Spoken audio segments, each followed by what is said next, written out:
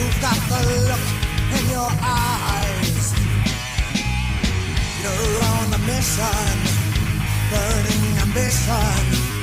You've got your eyes on the prize. You've gotta rise to the challenge. Show 'em what you got. Set them to take what's yours. You are kings now, curse of titans.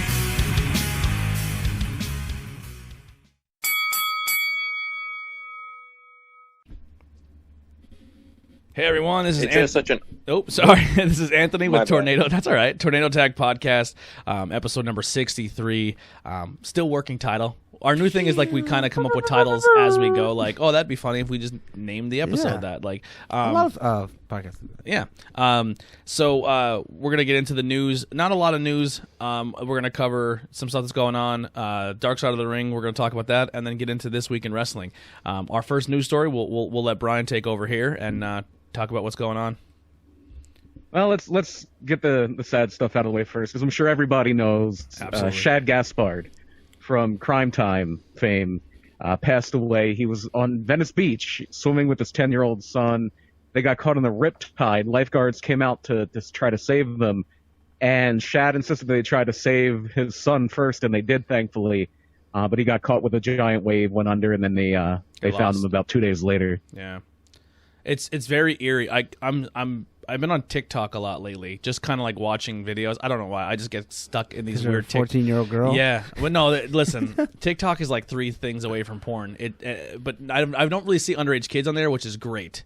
Most of them are of age. Sure they have their own circles. Or like, yeah. Or I think like if you're on there and they see your age, they filter that out, which is good. Yeah, which is good. Because I do see a lot of like WWE and wrestling TikToks. Okay. That's mostly what I see besides watching, Lana and iconic. Billy Kay, Peyton Royce. Shake her ass. They're just dancing. 90% of my TikTok experience is watching Lana and them dancing, and it's not even like on purpose. It's just what comes up in my story. But yeah, a lot of Shad had TikTok, and a lot of his videos were him on the beach, like hanging out with his kid. And one of the things, like his video was like, "Hey man, live your life. Tomorrow's not promised." It's like kind of giving like a motivational thing. And like him and his son are like looking at the ocean and the beach. And I'm like, was that the same day? Or was that like a hangout spot of theirs? Or did they go there frequently? But it was just really like eerie that like where he was TikToking is probably where it all went down. You know what I mean? And he's 39. It's just super sad. And I personally didn't see a lot of Crime Time because that was the time I took a break from wrestling. But gimmick wise, they were good. Not so much in the ring, but they could have did more. He had a good look. Yeah, he had a real good He look. was a big dude. There was a time when they kind of put him with John Cena for a little bit, and I was like, well, there's a good group, and then they got rid of it. It fizzled right away. Yeah, I seen that him was wrestle. the peak of John Cena. That was the peak of when John Cena was doing the kiddie stuff, because I remember them spray painting on JBL's limo. JBL is poopy. Yeah. Oh wow. Didn't Vince say the N-bomb with Crime Time one time? No, it was with Booker T. Oh, no, he said it with John Cena. Yeah, he said it to John Cena. It was like Survivor Series. But Vince did a gimmick where he was like had a do-rag and stuff on and was rapping. Yeah, that's when it was. Well, that was when he's ECW World Champion. Oh, okay. Yeah, it was terrible. Yeah, I do remember. Crime Time was pretty much like the Street Profits before their time. Yeah, and they really leaned into more racism because they're like, oh, they're black and they commit crime, and they steal stuff. They would steal stuff and sell it. Yeah. Wasn't there a thing where like I guess when DX had their resurgence and they had like a DX went out and were getting scalp tickets off Crime Time or something like that? Yeah, and then like they would do the which they should have did more of the merch, the shop zone stuff, and they would advertise stuff, and it's like, oh, because they stole it and they would steal it all. Like that was the thing. I don't think they were ever tag champs, when the Michael Richards thing happened, speaking of saying the N-word, when Michael Richards was doing that, had that thing where he was saying it during a comedy thing, they did a skit about it on Raw, and it was Nick Burke from CZW, where he played the stand-up comedian, and I think he either said it and they bleeped it, obviously, or he said something like racial, and then Crime Time comes up on the stage and beats them up. So they would do like little skits with them and everything. They were entertaining, like Andy said, they're not the revival or the Young Bucks in the ring, but they were good. They were a good pair. Yeah. I see here that they were. I'm trying to think. Were they tag champs? I don't remember. Shad qualified for the 2002 Tough Enough 2, but then was disqualified and replaced after failing a physical. Then he was recruited by WWE talent scout Tom Pritchard and trained with Dwayne Bruce for 6 months before debuting in Ohio Valley Wrestling. Yeah. So that was kind of his entry. And to they it. modeled Kratos' body in the new God of War game off of him. He was the physical guy they scanned. Shad? Yeah. Wow, I did not know that. And he's trying to put out a comic book. I couldn't find out more information out because I just Googled real quick. Yeah. But he was I'm a just little bit trying to comic see, fan. did they He's have, trying to get some type of comic out. One of my favorite things, too, while you're looking that up, Tony, one of my favorite things, and unfortunately this is when Shad left the company, they cut Shad and they cut this guy, Kalen Croft, who was teaming with Trent Beretta from Best Friends. And Trent Beretta and Kalen Croft were called the Dude Busters, so they wound up putting together JTG, Shad's tag partner, and Trent Beretta as the Crime Busters, which is a great tag team name. They were NWA Wildside tag team champions one time. They were Adrenaline Championship Wrestling tag champs. They were Fighting Evolution Wrestling tag team champions. Ohio Valley Wrestling champions. That's actually the Southern tag team champions 2 times. Superstars of Wrestling Federation tag champions. Victory Independent Pro Wrestling champions. World Wrestling Alliance tag team champions, and SWF tag team champions. No idea. Yeah. And I remember they had gotten fired at one point, I think. Wasn't there a thing with like Murdoch and Cade where they attacked the ref? Yeah, they got fired because they attacked the ref. The ref, because like the ref's supposed to always call it like the way, like they're supposed to pretty much call it as a shoot. And Crime Time forgot to get back in the ring and they counted them out. And that's not how the match was supposed to end. And they like flipped out and they like went in the ring and started like beating up the ref, like not really beating him up, but doing moves on him and stuff. And like they got in trouble over because Vince flipped out backstage, like, don't touch the referee because you two weren't smart enough to get in the ring at the time. And it was like, oh boy, it was a big deal. Yeah. He is the creator of the 2011 graphic novel Assassin and Son. Okay, there we go. Yeah. So yeah, I'm sure there's a whole bunch more that we can do on this, but I wanted to do a little write up, maybe talk about him, and put that out there for him. But yeah, took a couple. And there was days. Yeah. Go ahead. Oh, yeah, there was another death this week, too. This was a writer, Larry Zonka from 411 Mania. It used to be 411 Wrestling. It's been around forever. It's like one of those old school wrestling websites that's still popular. Yeah, and like he was Wrestling. one of their main guys. Yeah, one of their main recappers, and he passed away this week, too. He used to be on the Law a lot, live audio wrestling when that was around. Yeah, That's him. And then he turned into the Sunday Night's Main Event, and he was on that. That's the last I heard of him, and he got an infection in his leg, and he had part of his leg amputated. And I don't think he was ever quite the same. Yeah. I don't think he died something because of that infection or something. Yeah. I mean, he wasn't in good shape. Yeah. So two people passed away this week. Not good. Hearts are out for them. I did get to see a match with Shad and Tony Deppen. It's on YouTube. I know Deppen shared a picture of himself getting gorilla pressed by Shad. He was like 6'5". Yeah, that was a great picture. Yeah. I love that picture. Yeah, it's on YouTube. You can check it out. I'm not sure if he just goes by Shad, his actual name. Yeah, I don't know. But it's him versus Tony Deppen. I think it's like a triple threat match in like a warehouse. Oh, boy. Like all the fans kind of surround them like a fight circle. It's pretty fun. It might have been Joey Wrestling's Bar Wrestling. Yeah, that's what it was like no ring. I Yeah. could be wrong. But And I maybe think it was that's what Beyond too. I'm not sure the It promotion. could have been Beyond. Yeah. Yeah, and then we'll jump here to Ember Moon talking about what was that Talking Back or what's it called? The Bump? The Bump? Was it The Bump? Backstage. Backstage. She's on Backstage. There's so many of those shows. Yeah. I lose track. She was on Backstage and she was talking about where she feels her injury maybe. I mean, she really was talking about how hard it's been to rehabilitate this injury. She has been like photos of her in the gym really working out and getting at it, but she also said this may very well could be the end of her career. She's not sure how she's going to return or bounce back to this. A part of me wants to think it's like a shoot because I don't trust WWE, and they're playing games with like storylines where people are fired. Yeah. You know what I mean? That's So, why I want Drake Maverick to be the mystery guy in the AEW ladder match. yeah. Could you imagine? Screw them. Put it right to him. That'd be awesome. That would be fantastic. Could you Yeah. fucking imagine? Will you be here next week, Drake? Yep. Yep. And then he shows up at AEW, and they just That- fucking, oh, that'd be awesome. That would be just like when Rick Rude was on Raw and Yeah. WCW the same night. Raw, ECW, and WCW in one. No, not ECW. In 1 week. In 1 week, yeah. Oh, 1 more week, yeah. Because the ECW Well, the tapings great were thing- behind. Yeah, the great thing about Rude doing that is that when he was on Raw, because Raw was taped, when he was on Nitro first, because Nitro came on early, it came on at 8 o'clock, and he was clean shaven, Yeah. and then he was on Raw an hour later with a beard. Yeah. Yeah. Yeah, that'd be hilarious. But yeah, so I mean, a part of me, if she is done, I understand why. I would be disappointed because I was really hoping for a comeback, because now with like Baszler and Ember Moon, who are possibly looking at being the top 2 contending teams, I mean that storyline writes itself that she Did can they have insert. a match in NXT? Yeah, she didn't beat Ember for the title because she could never get the best of Ember. Yeah. Then Ember got hurt. They did a tournament, she and then won it, Ember yeah. won the tournament, and then she lost her belt to Shayna. So there's like they're kind of the bridge between each other. Like Yeah. Ember's the bridge between both of them, and then they're hinting at like Ember and Asuka in like the Rumble where she eliminated Asuka, and she was like, "I finally got one on you."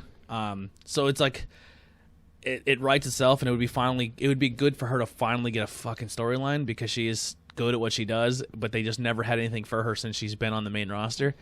And if she loses her career chasing the 24/7 title, that would be devastating. Yeah, that's exactly what the most devastating part would be. Is that You gotta get a little closer to your phone, Tyler.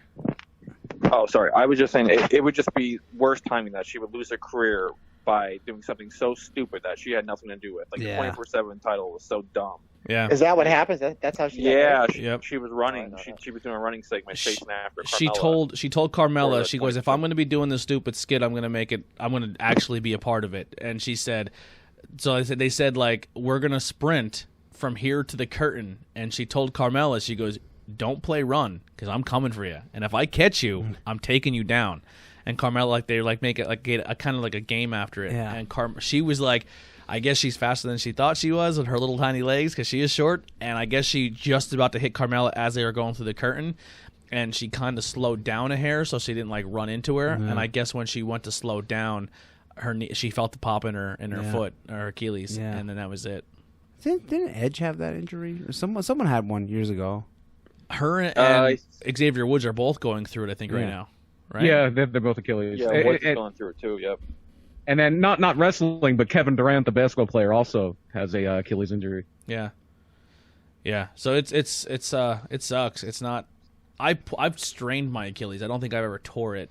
I mean, because I don't think I can tear muscles with my disorder, but I've definitely hyperextended it, and it sucks. I can imagine. Yeah.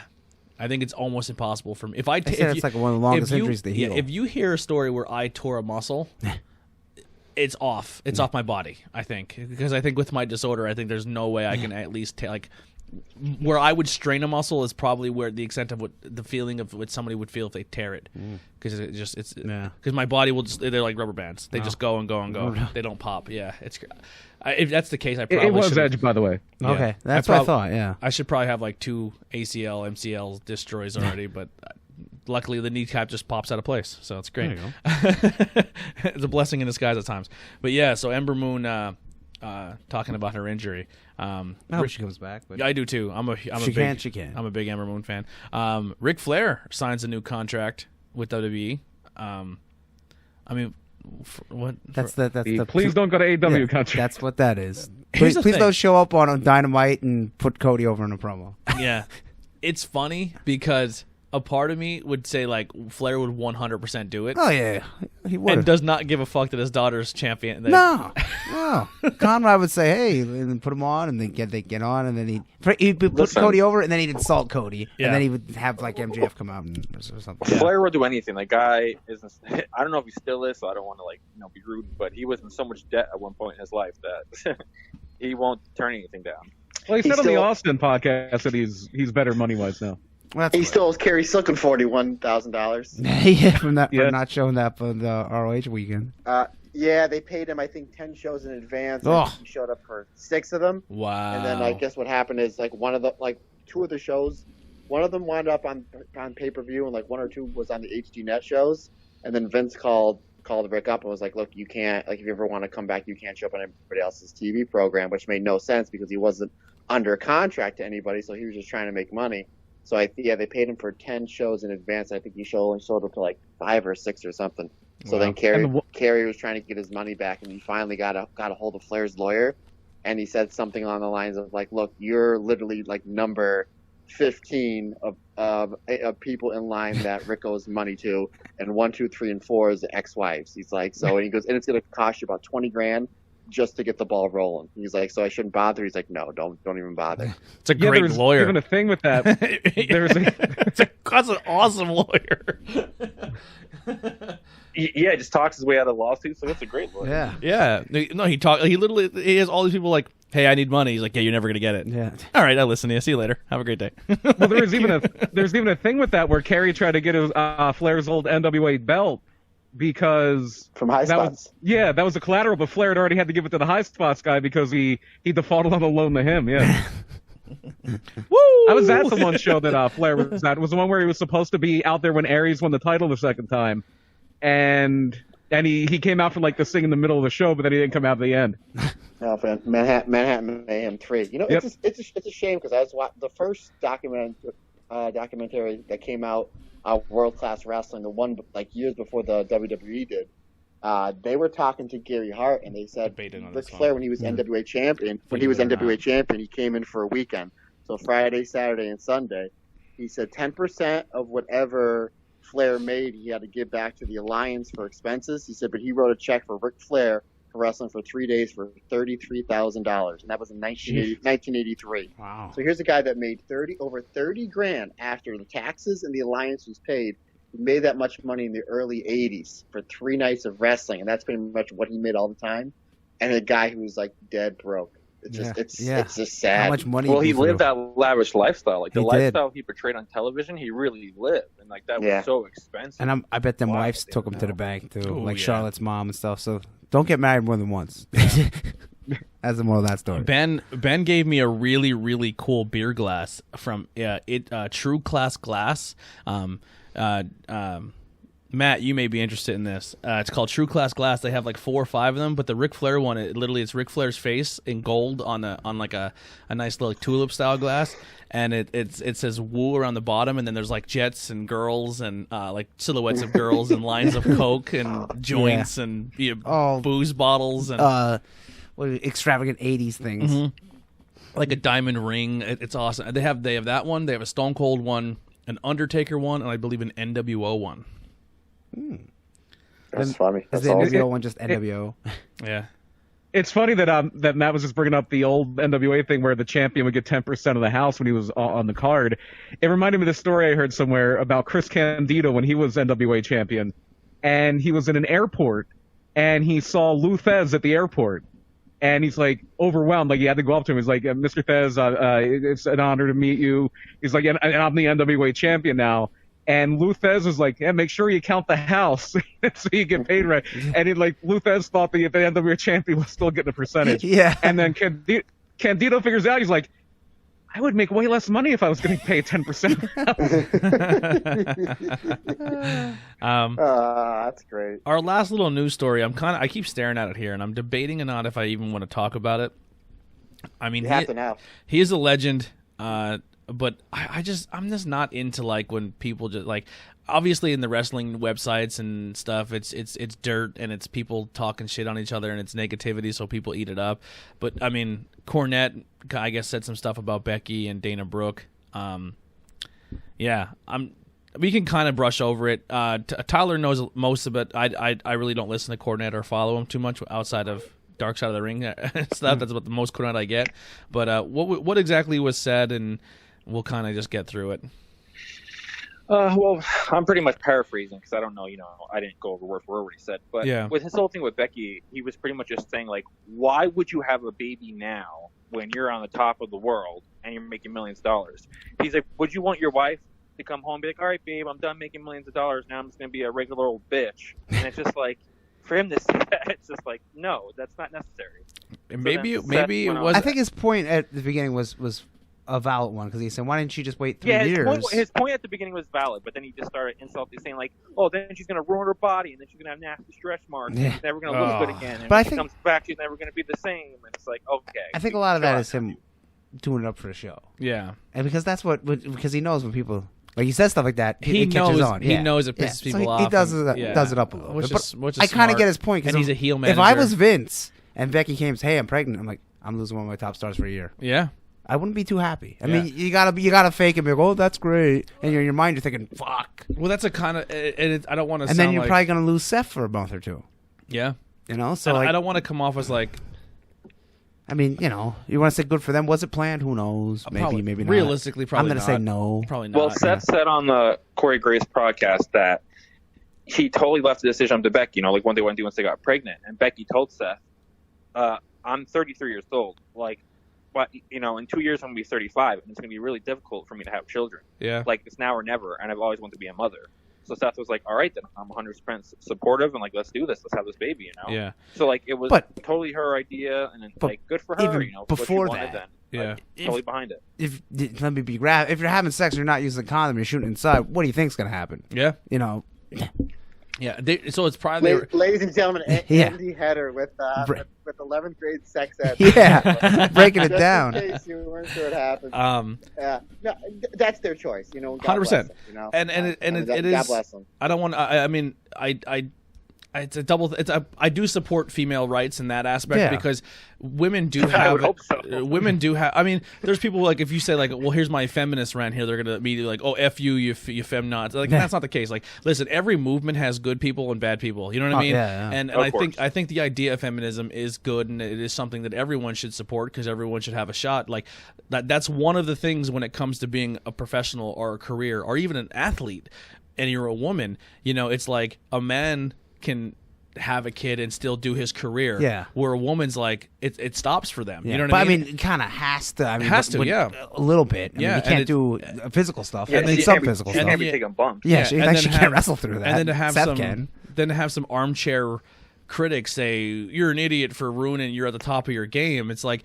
In the overall big picture, if you want to start a family and you want to be a mother, that other stuff doesn't matter. You know what I'm saying? Like it's way big. It's way bigger than wrestling. Yep. Yeah, way bigger than wrestling. You both know it. Yep. Not for me. And same here. I am not a guy who will ever have a kid, but I do understand that side. I get of it. it. Yeah, if you want to have a family, but then maybe let them know that you say, "Hey, I want to have a family in the future." You know, but if she went to Vince, well, we're assuming that Becky hasn't had the conversation with. Yeah, Vince. Maybe they did. Yeah, maybe they did. And but also, I think if I was Vince, I would want a heads up rather than just, hey. Do you think if Becky went to Vince, like Rhonda? Rhonda said, I want to have a year off because I'm having a kid. Rhonda's different. She never did have a kid. That's a main attraction. So is Becky. She wasn't though. She's one of your top 5 stars in the company, right? Becky goes to Vince 2 years ago and says, Vince, I'm actively not 2 trying. Years ago, she wasn't big. Just saying. Yeah. Just like 2 years ago, I'm trying to actively have a kid. Yeah. Do you think Vince would have put her in a storyline where she would have been popular? No. 100%. Yeah. Absolutely not. No. So. I mean, that's one of those things Vince, of being a woman in the you can't actively go to your boss and tell your boss like, hey, we're going. Yeah. I want to unless you have a job where it wouldn't really affect it, which is mostly no job. Well, yeah, but I mean, like if you're like, let's say you're, I don't know, let's say a psychiatrist wants to have a kid. Yeah, you know, that and she's part of a group of them. That wouldn't really affect it too much. Yeah. She'd be out for a little bit, but not. You know, she can still do her job. Yeah. Becky can't wrestle. Like I've already heard stories, and it's obviously super illegal, but you hear it all the time where a woman gets pregnant and they're like, or if a woman's trying to find a job and she's pregnant, and the job's like, well, I'm not hiring her because then I'm going to lose her for 6 months. Like, which it's I understand from a business standpoint, but it's shitty to do with a human. I get it both you know what I'm ways, saying? Yeah, it's screwy. It sucks. And then what did he say about Dana Brooke? Which I'm sure we all kind of have an idea what it's going to be. Yeah, Dana Brooke's thing was way worse. It was just about how he didn't get why she was on television because it looked like your mic again, Tyler. He was saying he didn't get why she was on television because it looked like somebody put out a fire on her face with an axe, like something really brutal. It was just like, why? Like, what do you even bring this up for? You know what I mean? Yeah. I all right. Listen, if to say that she didn't, especially when Jim Cornette himself, he's no model. So what the hell is he exactly? Well, here's the thing. It's not a secret she has had surgery, you know. Yeah. But I do remember the time she had her surgery was around the same time she lost her long-term boyfriend when he passed away. It was around that same Yeah, time. I'm not really sure of the timeline. No. So I mean, like, I don't know. Maybe she wasn't feeling great about herself, and then she has money to listen. If we all had money to blow, and we can, and they're like, hey, you can go get your dick bigger and abs, just pay us the money, and you have money to piss away. I would spend stupid shit on T-shirts, you know what I mean, or beer. Yeah. So if she has money and she's a girl and she feels self-conscious about the way she looks, you know, not all surgeries come out great. I don't think she looks terrible. I really don't. I've seen worse plastic surgeries. Yeah, I don't think she looks. I still think either. she's attractive. I still like seeing her on TV. I think she looked better before. I think would- everyone Right, could I say agree with that. that too. Yeah, it's a shame that she felt so Yeah, that she negatively had to do about it, yeah. herself that she went Because and possibly got sometimes the when, surgery. when they get a nose job or something, like the nose was big or something, Yeah. and they look much better afterwards. Yeah. But I don't. Sometimes Yeah. they get like a cheek lift or whatever, and then they don't look good. Yeah, it's tough, and then you can easily get in one of those downward spirals where you're constantly getting surgery, Yeah, and then you look like an alien. yeah. So if this surgery wasn't the greatest and it did change her appearance for the better or for worse, you know, it sucks. But just to have someone, I guess, kind of be a scumbag about it is kind of fucked up. That's just the thing about it. Like, Jim could have just not said anything. He could have just, you know, this is one of the reasons people get mad at him, because That's never an option for Jim Cornette. Yeah. yeah, unfortunately. You Listen, just can't there's help some people who yourself. try to make credible content and try to, you know, see the best in things and try to bring positivity to stuff that's easily talked about, always negative. And then there's people who just like their clickbaits. They want to say stuff that's extreme and that's going to get people to listen and start controversy. Just depending on what path you want to take there. Yeah, because like if he said Dan Brooke, well, she looks all right. Nobody would say. Nobody a would word. care. Yeah. Nobody would care. We should start getting controversial. Yeah. Hey. Yeah, we should start making fun of something. I mean, listen, you want me to start getting controversial? Our says some off the wall shit. No, not yet. We're not that popular yet. Yeah, I will definitely get me too'd by, like, you know, group. Yeah, 100%. Yeah, they don't see our group chat. Jesus Christ, you're an animal sometimes. I know. I can't help it. That's pretty much it for news. We're gonna dive into this last thing here before we get into what happened this week in wrestling. The season finale of season 2 of Dark Side of the Ring happened, and it was the Owen Hart story. Wow. Who all here watched it? As pretty much mostly guess almost everybody, right? Yeah, I think I watched it. I haven't. That's going to be a tough watch for me. It was hard. Well, we stepped away for a second when we were talking about when we stepped away, and I said, man, I started watching it, and I got a little emotional a couple times. Like, I was the person, like, once again, like, I'm not trying to be like, oh, I was always a fan of someone who passed away, but, like, I always liked heels. I always got into the heels. Like, I was a mid-card fan, and Owen was that person. And it's crazy because I'm not a Bret fan. Like, but I was not a big Bret Hart fan. Trust me, Matt. Me and Tony have gone back and forth with this so much because I love Bret, he loves Sean, and we've been fighting to the death over it. You can like who you like. I mean, I like Sean and Bret. I like Sean slightly better than Bret, but I love Bret. I mean, yeah. You can like who you like, but that's, you know, like, again, it's your pride. I don't know many people that dislike Bret, you know, as far as his in-ring stuff goes. But in ring, he's fantastic. In ring, but I just never liked him as his character. I never got into that, like, goody good boy type style, like, even when he was trying to be a heel, I was just like, oh well, this is probably what he always really was. He just, you know what I mean, like, I don't know, he just came off bland to me as a character, but in the ring he was fantastic. Like, some matches I was like, man, I can care less if Bret's in it, but like, if Bret was wrestling Owen, if Bret was wrestling Shawn, if Bret was in there with Mr. Perfect, like, Bret had some amazing matches, and I'll never take away how great he was in the ring. But I wasn't like the kid who went out and I was like, oh my God, Bret's on, and marking it, like, going crazy. I was that way for sure. But Shawn too. Like, I was a fan of Shawn when he was a rocker, so I stuck with Shawn, and we talk about it in the interview, like, with Matt that comes out next week.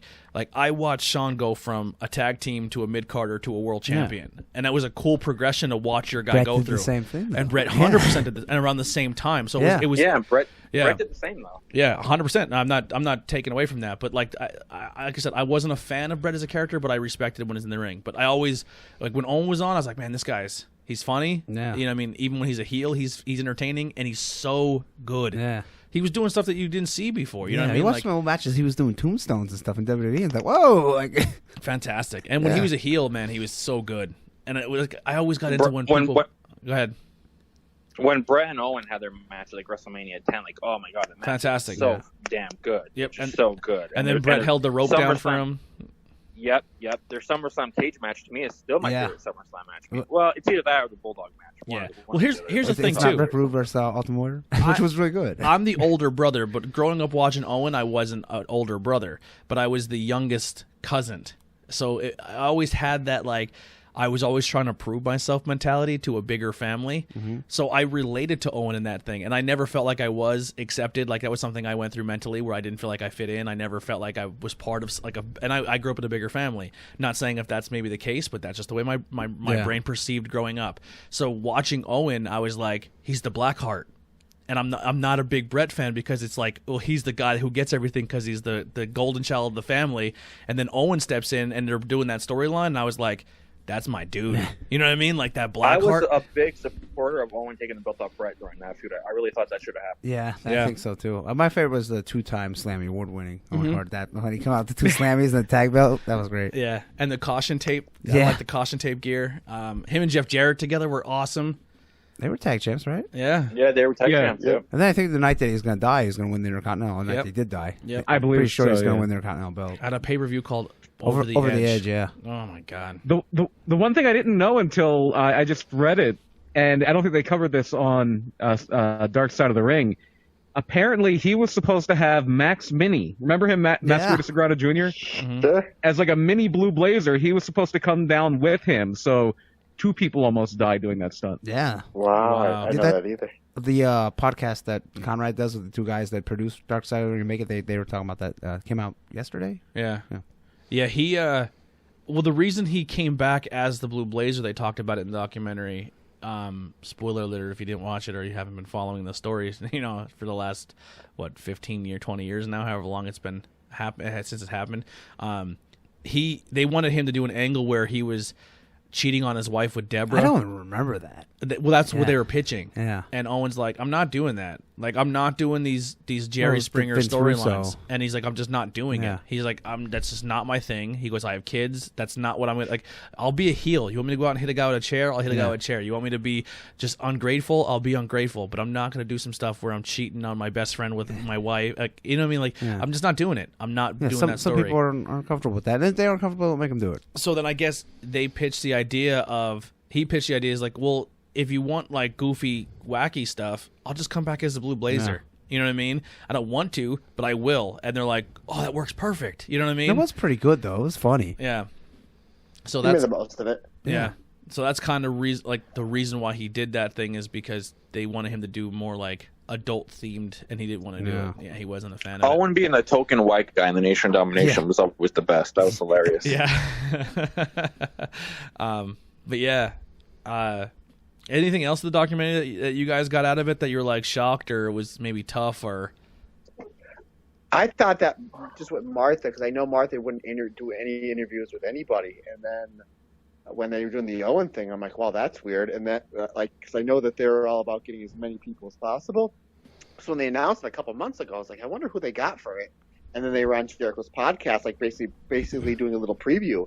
Like, yeah, we spent like 2 days with Martha. Like, she took us out for pizza. We spent time with Owen's son and Owen's daughter. I'm like, wow, this is gonna be something. Mm-hmm. And they did make mention that they did go up on the catwalk in Kansas City, which kind of blew my mind.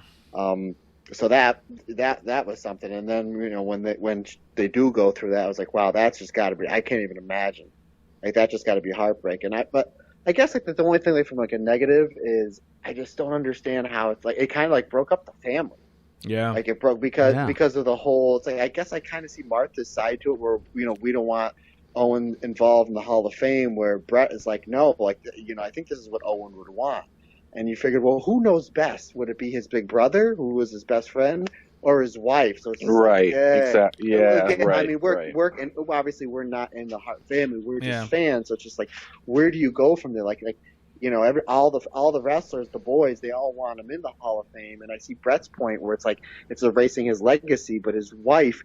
Like I remember when her book came out, it was right when I was training at Ring of Honor, and Punk was telling me, he's like, don't read the book. He's like, it's going to break your heart. He's like, don't read the book, and she comes out bitter and this and that. So I knew nothing of Martha Hart. I just thought she was just still bitter and still heartbroken, which she has the right to be. 100%. But I thought she came off fantastic in the dark side of the ring. Yeah. So it's just like where do you guys stand with it? Do you guys think that she should ease up and let him go in the Hall of Fame? See, I wish that she would, because I think he obviously belongs in the Hall of Fame, and I would love for Owen to have a big spotlight for the weekend, WrestleMania weekend, and them talk about Owen, and he could even be the main attraction. Like they always have that main guy. It could be Owen, and that would be excellent. I get her point of never doing anything with him, because she blames them for his death. So I mean, why would you?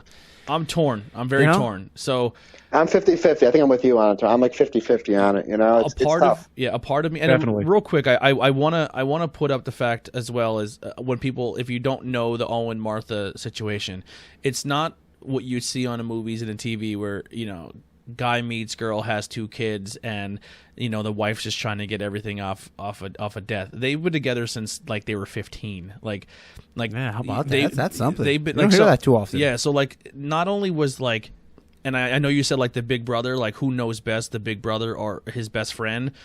But man, if you want to talk about your being with a woman since you're 15 years old, I couldn't even fathom that. That's not even a wife. That's best friend. That's a whole nother level of connection that even a brother can't get. I haven't been with anyone since I'm 15. You know what I mean? So that I just want to paint that picture for people as well too. If you're so when you're not, she's not coming off as just a wife. Like she's been with him. Like she was with him for 2 years. Yeah. Oh, I loved them, and she's getting all the money. It's not like that. The Hart family, they're all kind of like that. They meet their significant others young, and they stay faithful. They stay loyal. They're all. I mean, who knows what Brett did with Sonny? Just joking. That's what I always Sunny said. days. No, right? Brett in his book has confessed to cheating on his wife multiple times. Yeah, multiple really? times. It's all over. Yeah, But he Sonny got remarried maybe about 10 years ago. Yeah, Sonny said it didn't happen. He pulled on me. He married a black woman. No. Oh, did he? I didn't know that. Did he live in Italy for a while too? Probably, yeah. But But I mean, like Natalia and Tyson have been together since they're Natty Cat shirt on. Yeah, they've been together since they're young too. Yeah. Like so that those connect. I guess that's how you do it in Canada. What do we know about Canada? Yeah, right. God bless them. They got morals and values. Look at that. So that and then you have 15 kids. It's almost like a better America. It's like they're like Mormons almost. Like they have arranged marriages at 15 and they just stay together. It's strange. But no. So I mean, a part of me is listen. If she doesn't want him in, I understand. Does she come off bitter? I don't think so. Maybe. No, I don't think so either. But also, like, a part of you, like, maybe this is the way my brain works, and I'm just too forgiving. Like, if that was my brother, now I can't speak for his significant other or his wife, but I would be like, hey, they didn't tell him you have to do this. They didn't say, Owen, if you don't do this, you're fired, or Owen, you must do this, or hey, we're going to murder Owen Hart tonight, and we're going to make sure that clip fails. It was a freak accident. But the more so like that, because Conrad said in the podcast, it was more so negligence than a freak accident. Freak accident is like I'm on the ring, I slip, I fall, I break my neck. The clip was 6 pounds made it open. Yeah. Not 100 and whatever, And the reason they were 200. they from what they said is they ran through it before. So or something. Yeah, but like, a different company. Yeah, a different. So it was just like it was negligence, but it still was like at the end of the day, no one planned it. It was a mistake. Yeah, the guy who probably hooked him up that night and watched him fall feels just as shitty as anyone else in this situation. The people who saw it, Jerry, like it was just horrible for everyone involved, and it's not easy for everyone involved. But I do see the point from the boys and the family being like, yo, he worked his ass off to be a wrestler, and to not be acknowledged for it. And then Owen's, like, his wife and his kid's side is, we are acknowledging him. That's what the Owen Hart Foundation is about. And we do more than just giving him a plaque in a Hall of Fame. We're changing people's lives with his name. Yeah, he is in another Hall of Fame, though. I forget if it's the Luthez Hall of Fame. I was going to bring that up, partner. So, yes. They do seem a little angry at wrestling, where it's like, it's not really wrestling's fault. No. Like he could have been doing a job, like, let's say he was a stuntman in a movie and the same thing happened. Yeah. It's not movie's fault. Yeah. I mean, yes, he died at the wrestling thing, but is it pro wrestling as a whole's fault? No. Yeah. So it's definitely a really weird 50-50 thing. Yeah. I would agree with it's sad any way you dice it. 100%. But it's nice to see that the family's striving. Yeah. The wife is a doctor, the kids are I guess the one's going to be a lawyer and the other, the daughter, I think she's going into college. So like it seems like they're striving and they're making Owen proud. So God bless them. Yeah, they made the best out of what they were dealt. I'm actually going to pull That's up. why I thought there was a lot of positivity or what Martha did. Then she became a doctor. I mean, my God, like that's crazy. Good for her. Well, Brian, what's your take on this? While I pull something up real quick. I'm kind of with you. I'm 50-50. I think at the end of the day, you can't. Like what happened to that family is so horrible that if they want to be mad, they can be mad. Like I can't. I always think I always think you can't tell somebody else how to grieve and how long to grieve and how to process grief. Yeah, you're absolutely right. I'm watching. My wife's been. We lost my father-in-law 3 weeks ago, and there's days that my wife goes and she just doesn't talk to anybody. Mm-hmm. So that's just it's the way that it is. So I can't gotta be the punching bag. Yeah. The Owen Hart Foundation was created in December 2000, and it's a charity that provides university college scholarships for children in need, as well as housing for low-income families. The Owen Hart Foundation also supports a number of worthwhile charities in the Calgary community. Every year, as a tribute to Owen Hart, I'm getting chills reading this. Martha hosts a high-profile fundraising event for Owen Hart Foundation. The 2000 to 2003 charity events were in support of Youville Women's Residence, a shelter for abused women. And then starting in 2004, the charity has included guest star speakers. A lot of big ones. Where do you get to this? Yeah, Bob Newhart, Paul Kana. Am I saying that right? Anka. Paul Anka. Neil. I should be the last one to read this. Bill Cosby was there. Howie Mandel, Jerry Seinfeld, Ringo Starr, Russell Brand, Robin Williams, David Spielberg, Steve Martin, Martin Short, Dane Cook. Yeah. In 2013, that was a big year for Dane Cook. Yeah. Seth Meyers and Elvis Costello performed in 2016. So it's not no little like local charity. It's So we're us as fans are like, man, Owen should be in the WB Hall of Fame. If you take your energy and if you're really that passionate about it, go donate to the Owen Hart Foundation because they're helping putting people in houses and helping people go to school and college. So if you watch the Dark Side of the Ring episode, you understand why he's not in the Hall of Fame. You understand Martha's point. Yeah, you're not like, well, fuck Martha. It's not like that. It's like, oh, I understand. It's not like Martha. They pretty much told her, which was a hard thing to hear, like no one's going to go to jail for this, which I don't think anyone should have gone to jail. Yes, negligence, there should have been money paid out, but you can't put somebody in prison over something that's a terrible accident. Yeah. So, but I mean, she was paid off about what, 17 million is what they said in the 18 million. 17. That was the settlement, something like that. Yeah, and that was the ballpark. And she used that to start the foundation. Yes. So and then she went to school and became a doctor. So it's not like she I'm gonna blow it on drugs and So where you don't have the name of Owen Hart in a Hall of Fame, his name has been doing fantastic things for small communities and a lot of people. So and I know right now Pro Wrestling Tees is selling 2 Owen Hart shirts. One is a logo and one is Owen. Not a huge fan of the way they made Owen's face looking at. The picture don't look too good, but the logo looks really cool. The logo, the Black Heart logo. I believe that goes to the Owen Hart Foundation. Yes. I ordered the Black Heart one. It's nice. There's actually some cool Easter eggs in it. Yeah, I didn't look at it real. So the shirt is a black heart with wings. I know it says Dark Side of the Ring on it. And the Dark Side of the Ring logo, and then it says Owen Hart and the Owen Hart Foundation.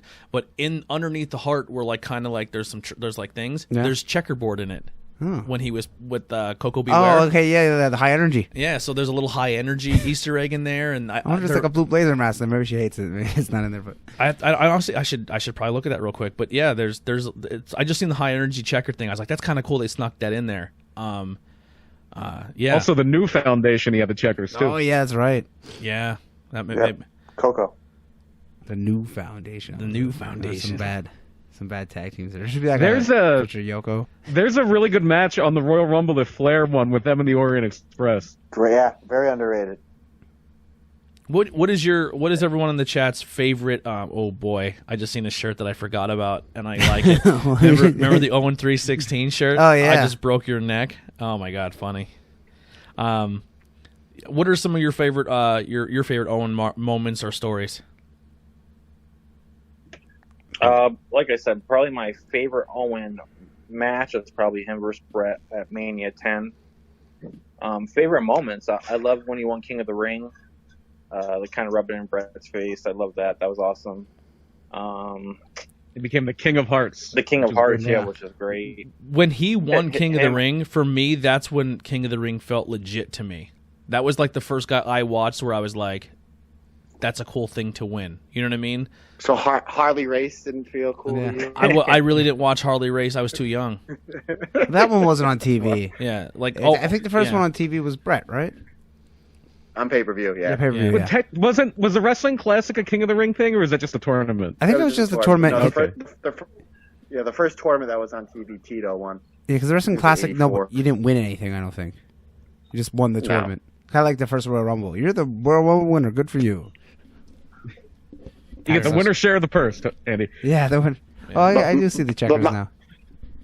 But my favorite, one of my favorite Owens match is obviously Brett, WrestleMania 10, and his match with Liger in New Japan. One of my favorite stories, Brett told it on a podcast or something, and Duggan told it a couple of times as they were at a hotel, and all the boys kind of get there at the same time because they all pretty much had the same flight. And I guess Duggan got there a little bit before everybody else did. So he calls down to the front desk, and I guess he calls down and he says, does anybody know where the gym is? So the guy at the front desk, he knew they were all wrestlers. He goes, does anybody know where the gym is? And Owen goes, give me the phone. He goes, hey, you big tough guy wrestler. It's like, why don't you look it up, you lazy bastard? And he's like, wait. He goes, well, no. He goes, I'm just trying to find out where the gym is. And he's like, yeah. He's like, you're pissed off? He's like, why don't you come down to the front desk and do something about it? So he slams the phone down. So the guy at the front desk goes, Axel Jim Duggan's going to come down and kick my ass. He goes, no. He goes, just tell him it was me. I was joking. He goes, my wrestling name is Jim Powers. So I guess I've heard Brett tell the story, and I've heard Duggan tell the story. So I guess what happened was by the time Duggan came down to the front desk, all the wrestlers were gone, and I guess he threatened, like he said, yelling at the guy at the front desk. He said, no. He goes, it wasn't me. It was one of the wrestlers. Who was he? It was Jim Powers. So I guess Duggan says he got to the locker room to the show that night, and he beat the shit out of Jim Powers. One of my favorite Owen prank things is when he called his dad. He called Stu as Reggie Parks. WrestleMania 5. Yeah, WrestleMania 5 weekend. And he's like, you ain't. He's like saying you ain't tough. He's like, Reggie, I wish you would have said something when we were young. He's like, he's got his dad worked up ready to fight Reggie Parks. But as far as matches, obviously the Brett matches are amazing. The King of the Ring stuff was really good. The 10-man tag at Canadian Stampede in your house is unbelievable. Just the crowd is amazing in that. What I really remember, though, is with Owen, I used to always go to house shows at the Philadelphia Spectrum in the mid-'90s. And whenever somebody would come back and they needed to kind of get their legs under them again, or maybe they weren't that good to begin with, like the Ultimate Warrior when he came back, or Jake when he came back, they would put them with Owen Hart, and Owen Hart would put on a great match. Yeah. I'm reading one here. It says, Owen wasn't afraid of anyone, not even his own boss. After his boss booked him in a hog pin match between Henry Gunwin and the young Triple H in 95, Owen vowed to make the boss pay. We're not quite sure what it had to do with it. So the day of the match, a large truck containing various barnyard animals arrived. When the driver asked where the animals needed to go, and Owen kindly offered to show them. Instead of taking them where they're supposed to, Owen directed the driver of the animals into Vince's office, where you can imagine all hell broke loose, leaving the boss's entire office filled with probably a whole bunch of different animal shit and feathers and smells.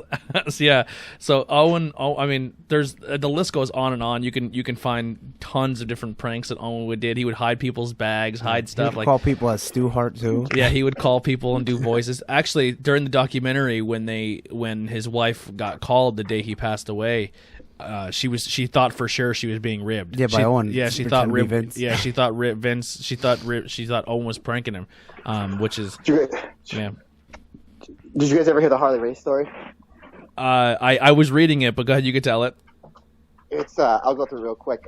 So they were in Kansas City, and Harley was retired, so Harley knew they were doing I think it was a Raw or a pay-per-view in Kansas City, so Harley's like, everybody go over to Harley's house for a barbecue.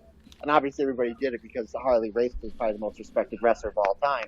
So everybody goes over there, and Harley goes to get beers, and Owen gets a giant thing of Tabasco sauce and he puts it in the chili and like ruins it. So Harley's like pissed because Harley's like, someone disrespected me, but Owen's just playing a prank. Well, by the time everybody leaves and goes to the arena, Harley puts 2 and 2 together, makes a couple phone calls, and everything points to Owen. So I guess where the arena was from where Harley lived was like a 45-minute drive. So Harley drove up to the arena. Security knew who he was. He walked and he goes, "Owen, I know it was you." He goes, "You know I love you." He's like, "But I can't let you get one up on me." So he tased him. Yeah. He tased Owen. Like, "I know it was you." And Owen, it was. He's like, I gotta get my heat back. He's like, yeah. You make me look bad. So it's great too, and kind of a full circle thing, because we were talking earlier about how Mark Henry spent like half of his Hall of Fame induction like begging to get Owen Hart in. And we're always talking about like Owen's pranks and all these, different wrestlers' pranks. What's pretty funny is Mark Henry, like the whole Hall of Pain thing, that became a thing because Vince and Triple H would prank Mark Henry. Like after SmackDowns, they would have him come out, like to do a dark match, and they'd be like, "All right, Mark, go out there. We're gonna have your opponent come out." He'd go out there, and they would just play his music for like 20 minutes straight. And fans would be leaving, and nobody would ever come out. And Mark would flip out. He'd get that pit, go on the back, and start destroying stuff. Like he'd go on the back, start ripping things down. He threatened Vince. He threatened Triple H. And Vince, the one day was like, "Mark, that's it. The way you're acting now, if you could be this person on TV, like we can get you over." And that's how the Hall of Pain started. He became this big badass. Was them pranking him for 2 nights in a row, sending him out there for 30 minutes, standing in the ring while his music played, and nobody came out to wrestle him. That's funny. That? I think there was a great thing like that. Go ahead. Oh, go ahead. I said, wasn't Owen kind of involved in the eyebrow shaving of? That was Mr. Perfect, but probably Owen did too. Yeah, right before 1-2-3 Kid went and got his. Was that Mr. Perfect? I forget. I thought it was Mr. Perfect was the Bulldogs, the Rougeau's clothes. Okay. The Bulldogs. So I thought that was like a group effort there where a lot of people were involved. I don't know, but maybe the Nasty Boys. I think that for some reason I'm thinking that. I don't know. Yeah, I know Owen had a really good prank with the Nasty Boys, like where he shimmied up like a wall and hid their bag on like a pipe, and then told somebody it was somebody else, and Owen like got them all fired up and said it was somebody else, and almost started a fight between the two guys. But yeah, he was a prankster. We had Brian. Then we'll get into This Week in Wrestling. Yeah, just one more prank. This one was Al Snow did this. It was when the Big Boss Man kidnapped his dog Pepper, and Al Snow's on TV putting up missing posters like "Reward, help me find my dog," and there's a phone number on it, and they're watching it in the back, and all of a sudden Val Venus' cell phone starts to ring. He's like, "What? I don't know anything about no dog," and he's just like getting mad at all these people because Al Snow just put his cell phone number on TV. That is fucking hilarious. I actually watched my a live rib at a indie show. Really? My first ever like wrestling rib that I was kind of a part of, but I wasn't in on it because I was like frantically helping the guy look for his gear because I was like, I felt horrible for him. But someone, I don't even know, I don't think he even found out who it was, but Drew had his vest. Drew Adams had his vest sitting on the bleachers. And Drew is like, I'm about to go out. Yeah. Where's my vest?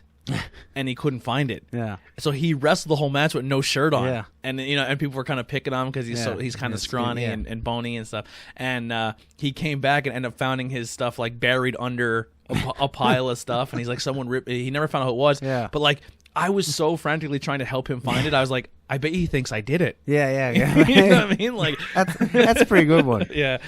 Anytime where it doesn't actually hurt anybody, because like when they do, that's called ribbing on the square. That's like, oh, I ribbed him by like I flattened all his tires. I slashed them all. Well, that's not real. That costs that's money. not funny. Like, yeah, Mr. Fuji was known for those kinds. Like, apparently, like the Pepper thing, it ends where Big Boss Man kills Al Snow's dog, cooks up, and feeds it to him. And Fuji really did that to somebody. Oh my God. Jesus. Well, let's before we get into This Week in Wrestling, I just want to do one last thing. We did just release the episode with Johnny the Dark Horse Moran interview for the show, so definitely go check that out. That's out right now. But on Tuesday, we're going to release another interview with our own Matt Turner here. I got to sit down and talk stories with Matt. He's a bum. Yeah. Hit him all up. it's jabron. Got to hear some cool, his training stories and training in Ring of Honor and some of the people who've trained him. And well, he said Punk is a part of that story. So a lot of really cool, the history of Matt Turner stories. You said there was one other place where you trained or you had a tryout that you forgot after we hung up that you wanted to kind of talk about.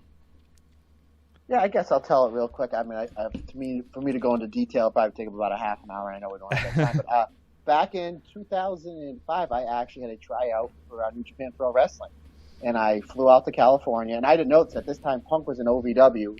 The head trainer of the New Japan Dojo was Rocky Romero, who was really good friends with CM Punk. So I didn't know this, but Punk gave Rocky the heads up that I was coming out there. So I got out there, and I think there might have been like 50 people. And I remember halfway through the tryout, Rocky was looking around, and he's just like, and I had, when you would walk in, they would give you like a number, and they tape it to your shirt. He goes, number 13, tell everybody who you are. Tell them everybody who trained you. So I was like, oh. So, Matt Turner trained, but, Ring of Honor, CM Punk. He goes, I know this guy. This is going to be the guy to watch out for. He goes, everybody watch out for this guy. So for about like 2 seconds, I felt like happy because he put me over. And then I'm like, all these guys are going to be gunning for me. So sure as shit, I was right, because when I got back in the ring, everybody was stiffing the shit out of me, but I kind of gave it back. But then the one thing, too, is one half of the dojo was the wrestling, and one half they were training for like MMA. So we did have like a water break. So I went over to the one side, and Josh Barnett was there training Shinsuke Nakamura for a K1 fight. Oh, my God. Just imagine seeing that. Wow, that's awesome. Yeah. That's so cool. So I spent a weekend there, and then what happened was when I was waiting on the second day, I was waiting for, this is before Uber, I was waiting for my cab, and Rocky came out to me, and he offered me a spot to live at the dojo, and he said, stay here about 10, 12 months. And then we'll ship you off to the New Japan Dojo, and you'll probably be there about 12, 14 months. The New Japan Dojo in Tokyo. He's like, you'll probably be there about 12, 14 months, and then you'll probably start doing shows. So probably about 2.5 years, about a year here and a year over in Tokyo. And he said, do you live local? And I said, no, I live all the way in Pennsylvania. And he goes, we just had a kid from Ireland that we just sent over to the New Japan dojo, and Balor. He goes Fergal Devitt, who obviously reruns Finn Balor. So I was like, I look back on it, and I declined it just because my daughter was about a year old, and my mother wasn't the best of people. Wow. So it was just like, that's right. I clearly chose family over wrestling, which I do not regret at all. But I could have been in the same New Japan Tokyo dojo with Finn Balor. Man, that'd have been cool. Yeah, for a second there you cut out, but what he said is the reason he turned down was his daughter was just born. Yeah. So then the third day there was a wrestling show. So he said, make sure you come back for the wrestling show and say hi, and we'll try to work something out. So at intermission, I went to go get a bottle of water because there's that was the first time I saw Carl Anderson wrestle. So I was like, because I didn't know who anybody was except for Rocky Romero worked double duty. He worked as Rocky Romero and Black Tiger. But I forget who else was on the show, but I remember seeing Carl Anderson, like, wow, this guy is good. This guy's going to be something. Sure as shit he was, but at intermission, I went to go get a bottle of water, and guess who was selling concessions? Shinsuke Nakamura. So that goes to show he was already the New Japan champion. You got to start somewhere. Goes to show, well, no, he was already like the New Japan champion. This is when Inoki was putting his top guys in real fights. Like if you remember, like in 2002, after Nagata won the G1 and was like stone cold hot, he put him in Pride, which basically kind of almost killed New Japan until Yuke spotted it. But like I'm like, wow, here's a guy who was like, he's the top guy in New Japan who's training for a fight with Josh Barnett that is still like cleaning the mats, helping serve, helping do this, helping do that. So never think that you're too big for the business or to do all the little tasks. Mm-hmm. Awesome. And stuff like that is literally the entire podcast. He has these fantastic stories of coming up and some awesome names he's worked with and stuff. And then we kind of learn how you guys meet during the show. And then we'll probably record sometime this week or next week. We'll do the Andy Header episode, and that'll come out the week after. We'll try to. There we go. I'm not going to say it's going to be a weekly thing to look out for an interview every week, but we'll try to keep them frequently for you guys so you guys can hear some cool stories of local talent. Maybe if there's a week where we can't find someone to record, or I can go back to previous episodes that we had, like Adina on, or we had Trajan on. Yeah, let's do a long one with just them. And I can just kind of pull those there you out. Go. Yeah. Pull those interview sections out and then just re-air them as their own interview. Okay, yeah. While you just brought that up, this weekend, Backbreakers on their YouTube channel is going to be releasing the full show of the tag team tournament that Blue and Gold was in. Yeah. And before that show, we had Trajan on, we had Brad DeMaio on, and if you want to check out that show, we'll be on YouTube. I think on Saturday they're putting it up. Cool. We'll tag it and show you guys we'll send you exactly where you need to go. It's a good show. So before we start into a little bit of what happened this week, Uncle Dave, Dave Meltzer, is saying Britt Baker is believed to have torn an ACL. Ooh. So that's not great. Oh, that's not good. Yeah. That just came out just now. This says it's from an hour ago, so I'm just saying it now. Yeah, we'll cover. There may be a few other injuries on that she's just AEW getting show hot too. Yeah, that's real a shame to be that hot as she was. Now probably be gone 6 months to maybe a year even. Yeah. Here's my thing. Hopefully, gonna have her come out and just cut promos. And just her and Tony show stuff. Yeah, put her on commentary. Yeah, put her on commentary. Always put her with Tony Schiavone, and you have nothing to worry about. Either do.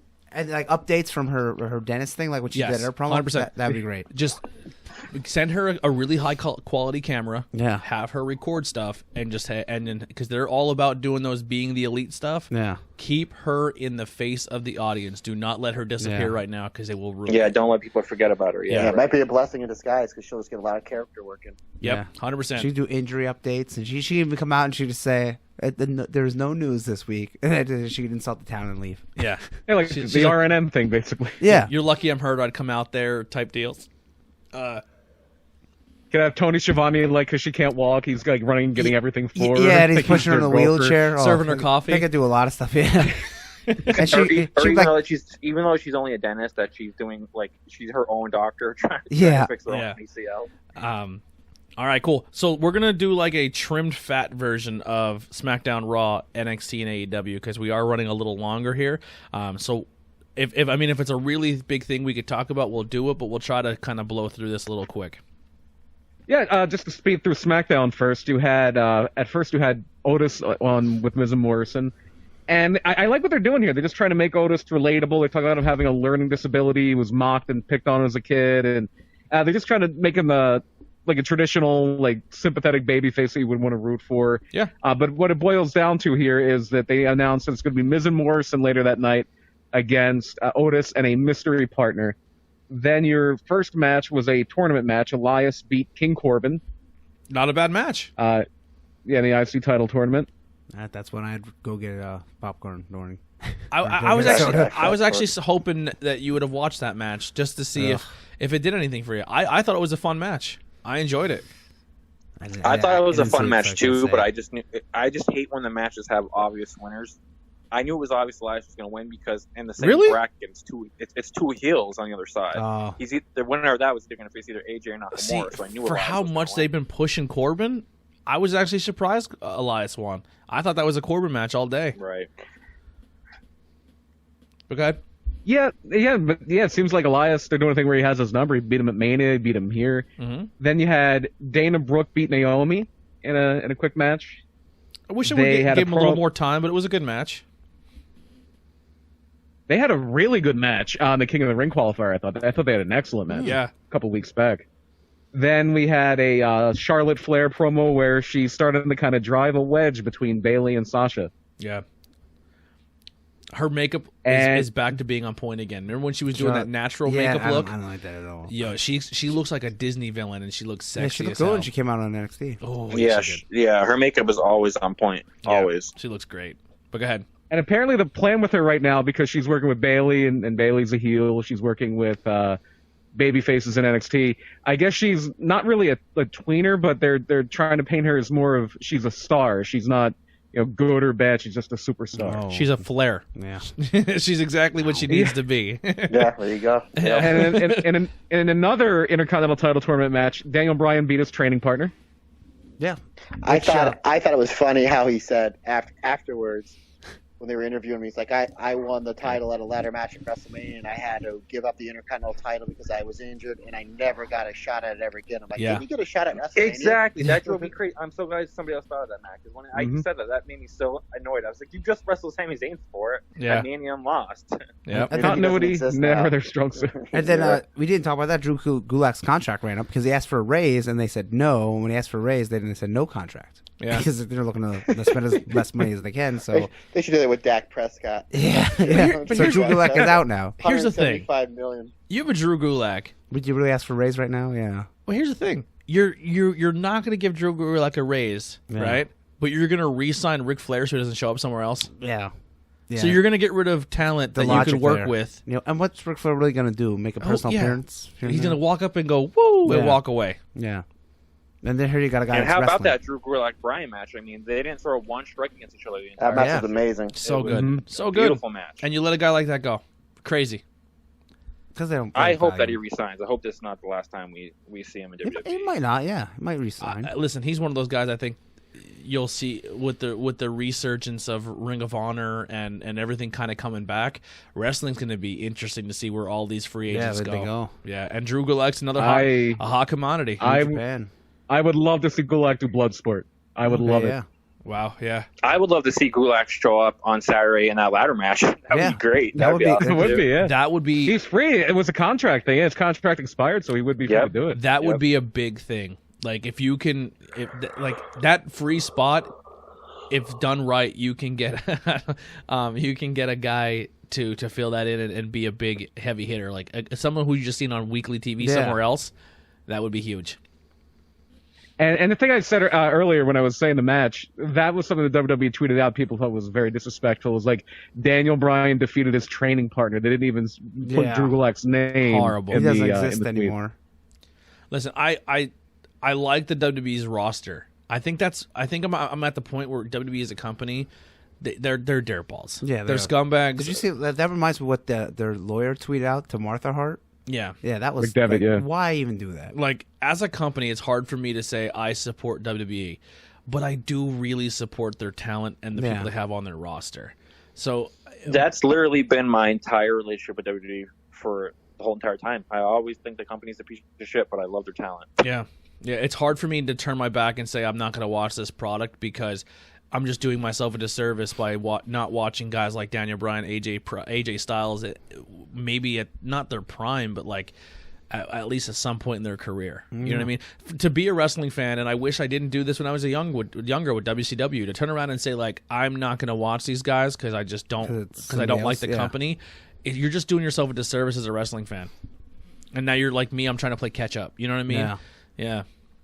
As long as you go back and watch the WCW Cruiserweight matches, you're all good. Yeah. I mean, Yeah. there were some good matches here and there in the main events. I mean, for the most part, and you could skip 2000. Yeah, like 2001. Sting versus DDP on Nitro for the world title. That was a great match. I don't know if you guys remember that match. I just wish the network would do on like put everything in like a chronological order where I can be like, I want to watch this story like This year of WCW. this year or this so you story watched arc. the 4 Nitros, then the pay-per-view. Yeah. Okay. Yeah. I wish they would do like story arcs, Yeah. like in comic books. You know what I mean? Like, hey, if you want to see the DDP Flock Yeah, storyline, this is where it starts. because- this is where it ends. Because right now you have to go like, okay, I gotta watch the April 1st Raw or Yeah. Nitro, then I gotta watch the April 8th Nitro. Or if I do and that, then I if- gotta find the pay-per-view. If I click, WWE in 1993, Yeah. it'll bring me to whatever the show was, whatever it be, main event or Raw. Raw was 93, right? So like Raw, and then it'll play Raw, Yeah. pay per view, Raw. Like it, Yeah. it puts it in order. I don't have to go. Yeah, that would be great. Back out, Yeah. out. Find the pay per view. Go to that year. Go to the month of that pay per view. 'cause that's a pain in the then go ass. back to Raw and watch it. Like I wish they Especially would. pay-per-views in alphabetical order, and you're okay. Yeah. Nitros, then I gotta go to the S pay-per-view, and I gotta go back over to Bash at the Beach, and it's like it's a Yeah, pain. put them in. It'd be fun. It'd be a good way to like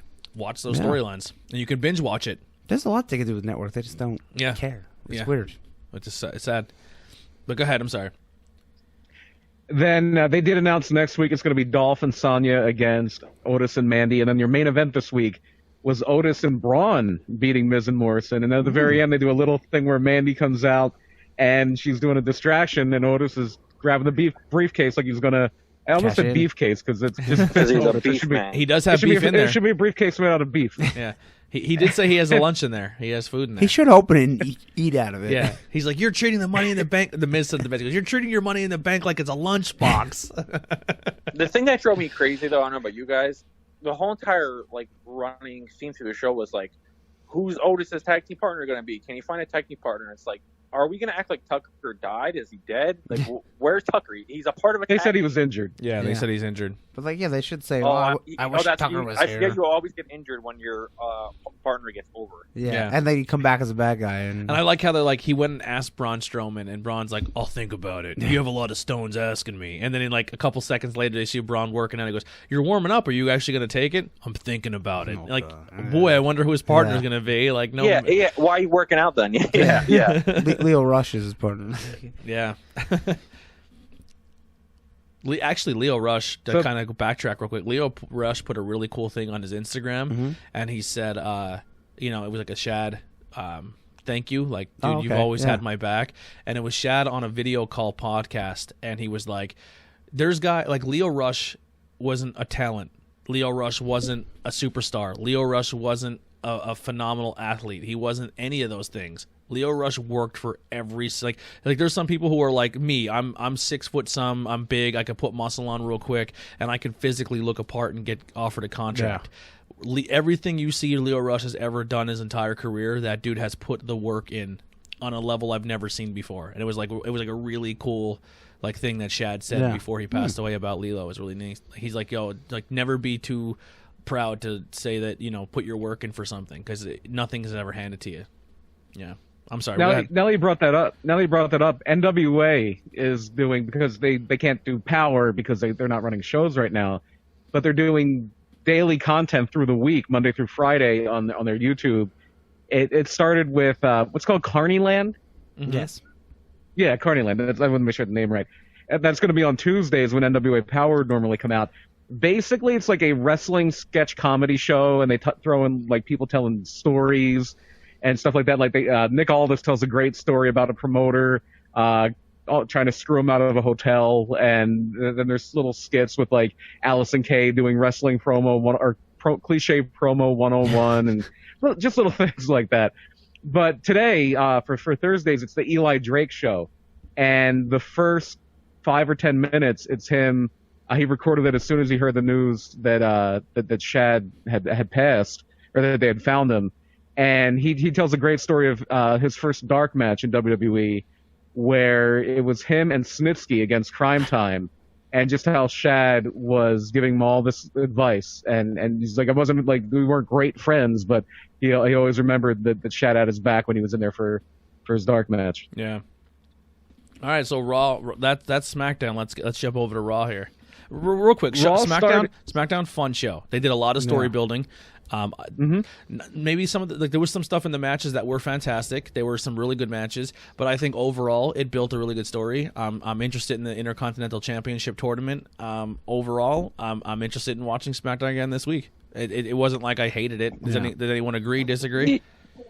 No, I think it was a good show. I only have 2 gripes. My main gripe is that Cesaro wasn't in the Intercontinental title tournament, because I think he deserves it and he should be. Yeah.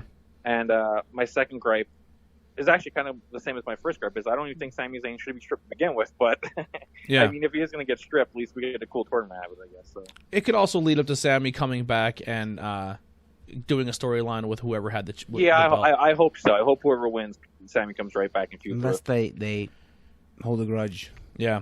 Well, it's funny because they stripped Sami quickly of his title and said, he can't be here to compete. But over on NXT, we're doing a tournament where it's a number one contender.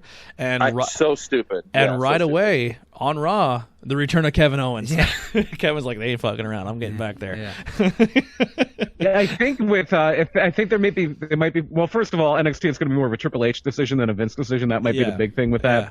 And then the second thing is, I think Sami. Is he able to get back into the country? I'm pretty sure he would be. Where Devlin is stuck, he can't leave Ireland. Yeah, Kevin Owens lives in Florida, so that's I don't know. Kevin's like, I'm getting back. But they've been able to kind of get people. They've been able to get, even though the border's closed with Canada, they've been able to get people through. They got Brock through. They had to pull some strings, but they got Brock through for WrestleMania. Yeah. All right, so let's kick off Raw. Raw did not have a match. So Raw started. I was gonna say real quick. Yeah, it was a while. All the matches were short. They were under like 3 minutes, except for the main event, which was 9 minutes. Yeah. A lot of story building in Raw. A lot of story building. And the first story they built was promo in the ring with Edge and Randy Orton to build up possibly the greatest wrestling match of all time. Ugh. It's going to be, right? Why? Why? Why would you set the bar that high? That's why I made a post about this, because I just don't understand. It's a stupid tagline to sell a match to begin with, because like it's subjective. You know what I mean? Like what I think is the best match of all time is different than what Matt thinks, and it's different what Andy thinks, and it's different what Brian thinks. You know what I mean? So that's kind of stupid, anyways. But even if they go out and put a great match on, half your audience is going to be cynical. Sorry to cut you off quick. Even if they go out and put a great match on, half your cynical audience is be like, wasn't that good. But if you say it's the greatest, it better be. Yeah. It better be a 6-star match. I mean, you're telling me I'm getting the greatest match ever? Yeah. Well, My thing with Edge is, though, like some people love the WrestleMania match between Edge and Orton, and some people absolutely hated it. Like, Dave Meltzer hated it, and, like, you know, Brian Alvarez hated it.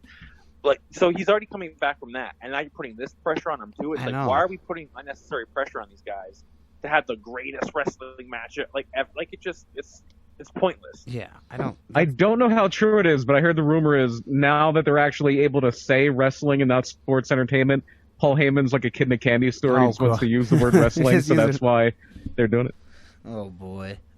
I mean, that's kind of funny, but, I mean, I would not it is putting pressure on him, and it's like, if it's anything under an absolutely awesome match, then it did not deliver.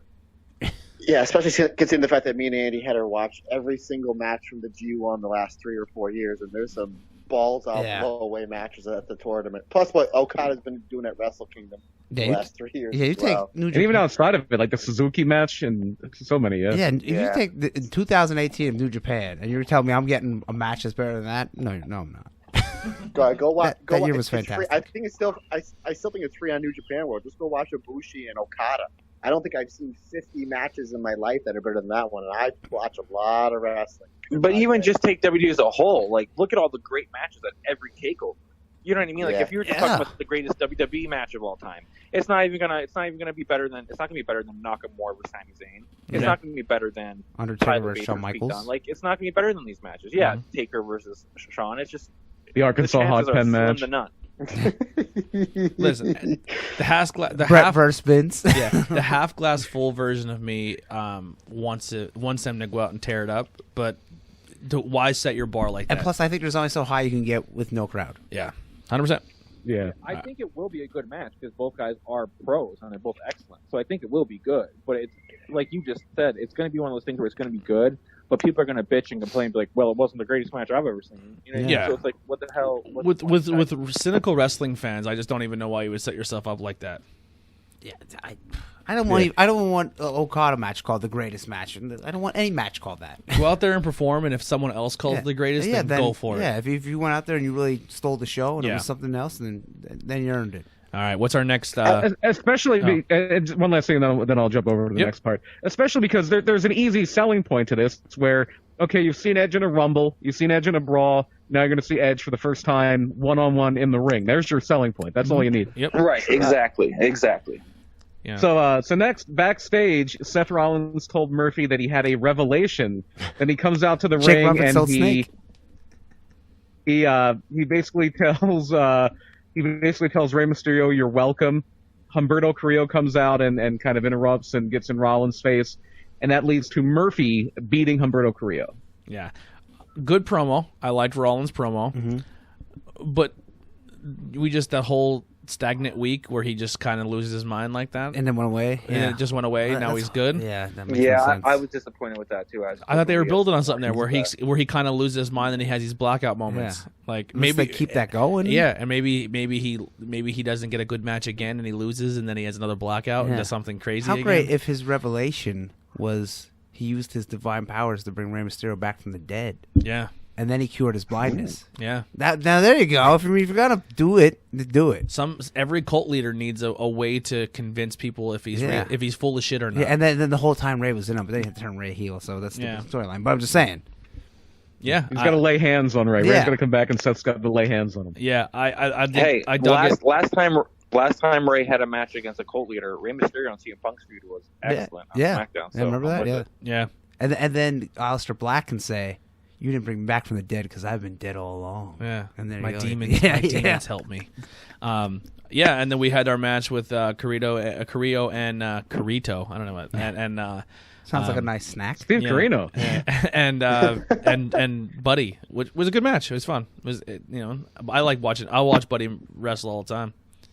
I was telling my girlfriend. It's just Murphy now. Yeah, it's just Murphy now. But I was telling my girlfriend that everything that I love about Garza. You sound super muffled again. I was just saying, like. What are you doing over there? Do you flip the phone upside down? Who, me? Yeah. Yes, you Beetlejuice. I have headphones in. I don't know if that's the issue. Oh. Who, me? Yeah, who, me? Like when you first start me? talking, it sounds like you have like a piece of paper over your phone, and then you move it, and then you're like as clear as a bell. It must be my headphones. I don't know if my headphones are broke or what. Yeah, it sounds great now. Whatever you're doing, keep doing what you're doing. But I was just saying, Herberto he is like a complete opposite of his cousin. Like he has no charisma. Yeah. He can speak English. So that's not even that. But he's just so boring. He's a good wrestler. Okay in the ring. Yeah. Yeah, but I wouldn't even say he's like an excellent wrestler. No. He doesn't blow me away anytime he's out there. He just is very like, he's very mediocre in my opinion. Yeah. Yeah, I think I think he would be so much better if you. And I know his English is probably not as good, but if you just switched him and Grand Metalik, you would have way better matches for one thing. Yeah. Yeah. Yeah, he's one of those things. It's kind of like those eras, like not even being a flippy dippy wrestler is going to get you by. Yeah. Because if you're a flippy dippy guy and you don't, and you still can't talk, Yeah. you're what are you good for? That's you like know what I maybe mean? maybe just put a mask on him. I don't know. You know what I'm saying? So it's tough. You know what I mean? Like in a world where everyone is a high flyer, and that's kind of what if the only way people will like your matches, because if you do an old school style match, it's like half your main audience now is like, man, I didn't like it. They didn't do one flip. You know, it does nothing. Like he's kind of fallen flat. Yeah. With everybody, especially when your cousin is so good in the ring and he's so charismatic. It's like that really puts you behind the eight ball, and even in your own family. Yeah. All right, what's our next thing? Up next, we had a Charlotte promo, and then that led into another quick match where she beat Ruby Riott. Yeah, it's a shame Ruby came back from injury, and they're just like right before she got hurt, she was challenging Charlotte for the title and gave Charlotte a run, and now she's just getting squashed. It seems like they don't know what to do with her since she's been back. Yeah, it's just like she's. I've heard, and then she left Batwoman. I've heard, yeah, and then she quit Batwoman. And this is, I think, more fantasy booking than maybe a plan that people have heard about. But I've heard somebody say like maybe she could be part of Seth's cult. Okay, I can see that. Yeah, I put a girl in the cult. That'd be cool. Don't shave her head or nothing dumb like that. Just put her in as she is. Wasn't there a? We'll get into it in a minute when you get to that part of the show. But go ahead. And they had before this, they did have a little thing with Liv Morgan where she was talking about her mom, and then that was like a little videotape promo. It was not then good. backstage, you had MVP and Lashley. MVP kind of doing that slow burn in the building, Lashley up a little bit, teasing the title match. Then we had the axe throwing. We had the first axe throwing skit with the Street Profits. And the Was Viking Raiders. there a release superstar in that skit? I didn't actually see it. I think the person who was on the horse in the mask was Sarah Logan. It might have been because yeah, sure she's there. Like I didn't notice. I didn't notice that at all. Yeah, he's like, who brought a horse? And they show what it looks like a female with like the kind of like the hair she had, like the dread in it. And she had like a Skyrim mask over her face and like kind of a bigger, heavier clothing, so you couldn't kind of make out if it was a guy or a girl. But I was pretty sure that was Sarah Logan. I don't know. My favorite cameo of the week, though, was the that thing that's been running on ESPN, The Last Dance, where about Michael Jordan, the Chicago Bulls in the '90s. They had a thing, and they actually showed WCW this week because Rodman had he blew off a practice to be on Nitro. Yeah, and that was on and gamble and do drugs there. and bang Carmeletra. Yeah, pretty much. Yeah. Well, how about the fact that they revealed in that thing too that I don't know if you guys are huge basketball fans, but Dennis Rodman and Karl Malone got into it during the finals, and that was literally set up by WCW. Like that was a gimmick fight. Yes. Like they had a fight on the NBA basketball because they were wrestling. They're going to be wrestling a few weeks later. Yeah. Well, get ready for your NFL season, baby. That 24/7 champions playing for the Buccaneers. Karl Malone, and Tom Brady. Tom Brady, yeah. Tom Brady's Tom Brady's going to pin him for the belt. You're going to if he's a 24/7 champ going into this week, you don't tell me a D-back's going to like lay on him and act like he's counting of 1, 2 like. Please. And there are 5 referees on the field. So there's plenty to count. Listen. If you're telling me it's not going to happen, they're not going to do some type of like Gronk's not going to do some type of wrestling thing when he scores a touchdown, you're out of your mind. And then they the cameo I was talking about, it wasn't even that. There's a scene after the Bulls win the title, and they're going back to the hotel, and the lobby is just mobbed with people, and one of the people that Michael Jordan walks by is the Sandman. Yeah. And so yeah, back to Raw, and Asuka was next. She had a big championship celebration with Kairi Sane, and then Nia Jax was the one that came out and ruined it while Kairi Sane's playing the recorder, and Jax cut a promo on Asuka, and that's going to be your next program, I guess. Yeah. I thought that kind of made Nia look pretty weak in the segment, if I'm being honest. Yeah, when she goes out there and just beats people up, it works. But when she has to come out and kind of what she's saying makes sense, but the delivery is not there. Yeah. Right. It's kind of like the same thing with Ruby Riott. I know we already talked about her, but like since she's returned, she has lost. I'm pretty sure every match that she's had. Yeah, she hasn't won one at all. I think she beat Liv once. Like she came back and beat down Liv, and then Liv had like a resurgence. Rematch. I think, yeah.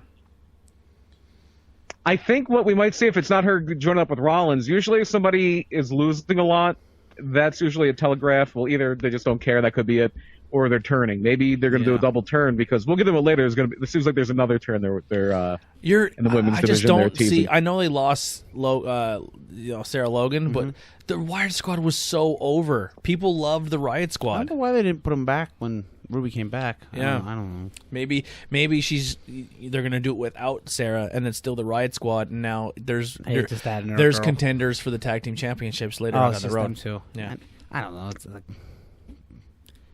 And then we had a Baron Corbin promo. Lashley beat R-Truth. And then after that, Lana was very mad that her husband won the match and started just throwing stuff. Oh, God. Her days are numbered, right? I think so. About this early about Lana. It's like, what do you do with her once you separate her? Adjust your mic. Like, what is her role going to be exactly? Yeah. Like, do you have her managed? Is she stable? Like, she's a good talker. But, like, I don't know what you do with her. Or you just let her go. Crazy thing, too, is 9 times out of 10, I'm a fan of a brunette. Yeah. Her brown hair doesn't do it for me. I rather blonde. She was better as a blonde. Yeah, I like her better blonde. She was better as blonde. I think she stands out more, which is crazy because everyone is blonde. Blondes, I think she stood out more. All right, next thing on the show. Next thing was the women's tag titles. Alexa Bliss and Nikki Cross beat the Iconics by disqualification. Yep. And then they had an argument, and then there was a slap heard around the world, I think is what they're calling it. Yeah. Oh, boy. I mean, listen, Iconics entertain me, but I was just, I'm over it. The match didn't do much for me. Yeah. After that, they found Kairi Sane attacked by Nia Jax backstage. I think that's her speculation. Maybe that's how they're going to write her off if she's finishing up. Yeah, it kind of felt like this show was a send-off for Kairi. Yeah. Make her play she's a dancing flute. That's her way out. Yeah. Then we had a submission match that went all of 3 minutes and 49 seconds. Sorry, where Shayna Baszler beat Natalya. For how quick it was, though, their ground transitions were really good. Yeah, well, it wasn't bad. I mean, for a submission match is hard to do in 3 minutes. Yeah. And then this is where I said, like, I think we're seeing a turn coming up where Natty's just upset. She's throwing the temper tantrum. They come out while she's throwing the temper tantrum. She's just standing there dejected. They start setting up for the Kevin Owens show, and she throws the chairs around and she just busts up everything. So I think it's pretty clear there might be a turn coming there. Yeah, well, I think she needs a microphone. We can't hear a word you're saying, Tyler. Yeah, you sound like you're... Still nothing. All right, I'll let there you go. Completely because they're just not working. Yeah, it sounded like you were way far away that time. I was just saying that Natty has turned face and heel so many times at this point. It's just like, who cares? And she's kind of like, her character's very stale. So if you gotta add some new element to it. They've been really saying a lot during commentary, like Natty's kind of towards the end here. And, maybe she's giving it up. I mean, she's not that old, right? I don't think she's 40. I don't know, but I think she's like 36. I still think she's excellent in the ring. So I do too. I mean, who knows? She's just getting stale. They need to figure something out with her. Yeah, I think they should put her on NXT and help all the young people. There you go. That'd be fantastic. Actually, her in the women's division NXT would be fun. Absolutely, I'd love to get see Charlotte out of there though. Get what's her name to beat Charlotte for the belt, and then move Charlotte back to a main show, and then have Natalya go down. Which would make sense because Charlotte won the NXT Women's Championship for beating Natalya. Yeah, Brett and Ric Flair came out. Yeah, I think once Charlotte loses the NXT belt, she'll be back on Raw SmackDown. Yeah, 100%. Especially because it's not really moving the ratings. NXT is kind of free falling. Yeah, they're still getting their ass kicked. Yeah, but now we have the return of my Monday Night Messiah, Kevin Owens. He was a false prophet. I love Owens. He can do no wrong. He's great. So yeah, the KO show it wound up being Vega, Andrade, Garza, and Austin Theory.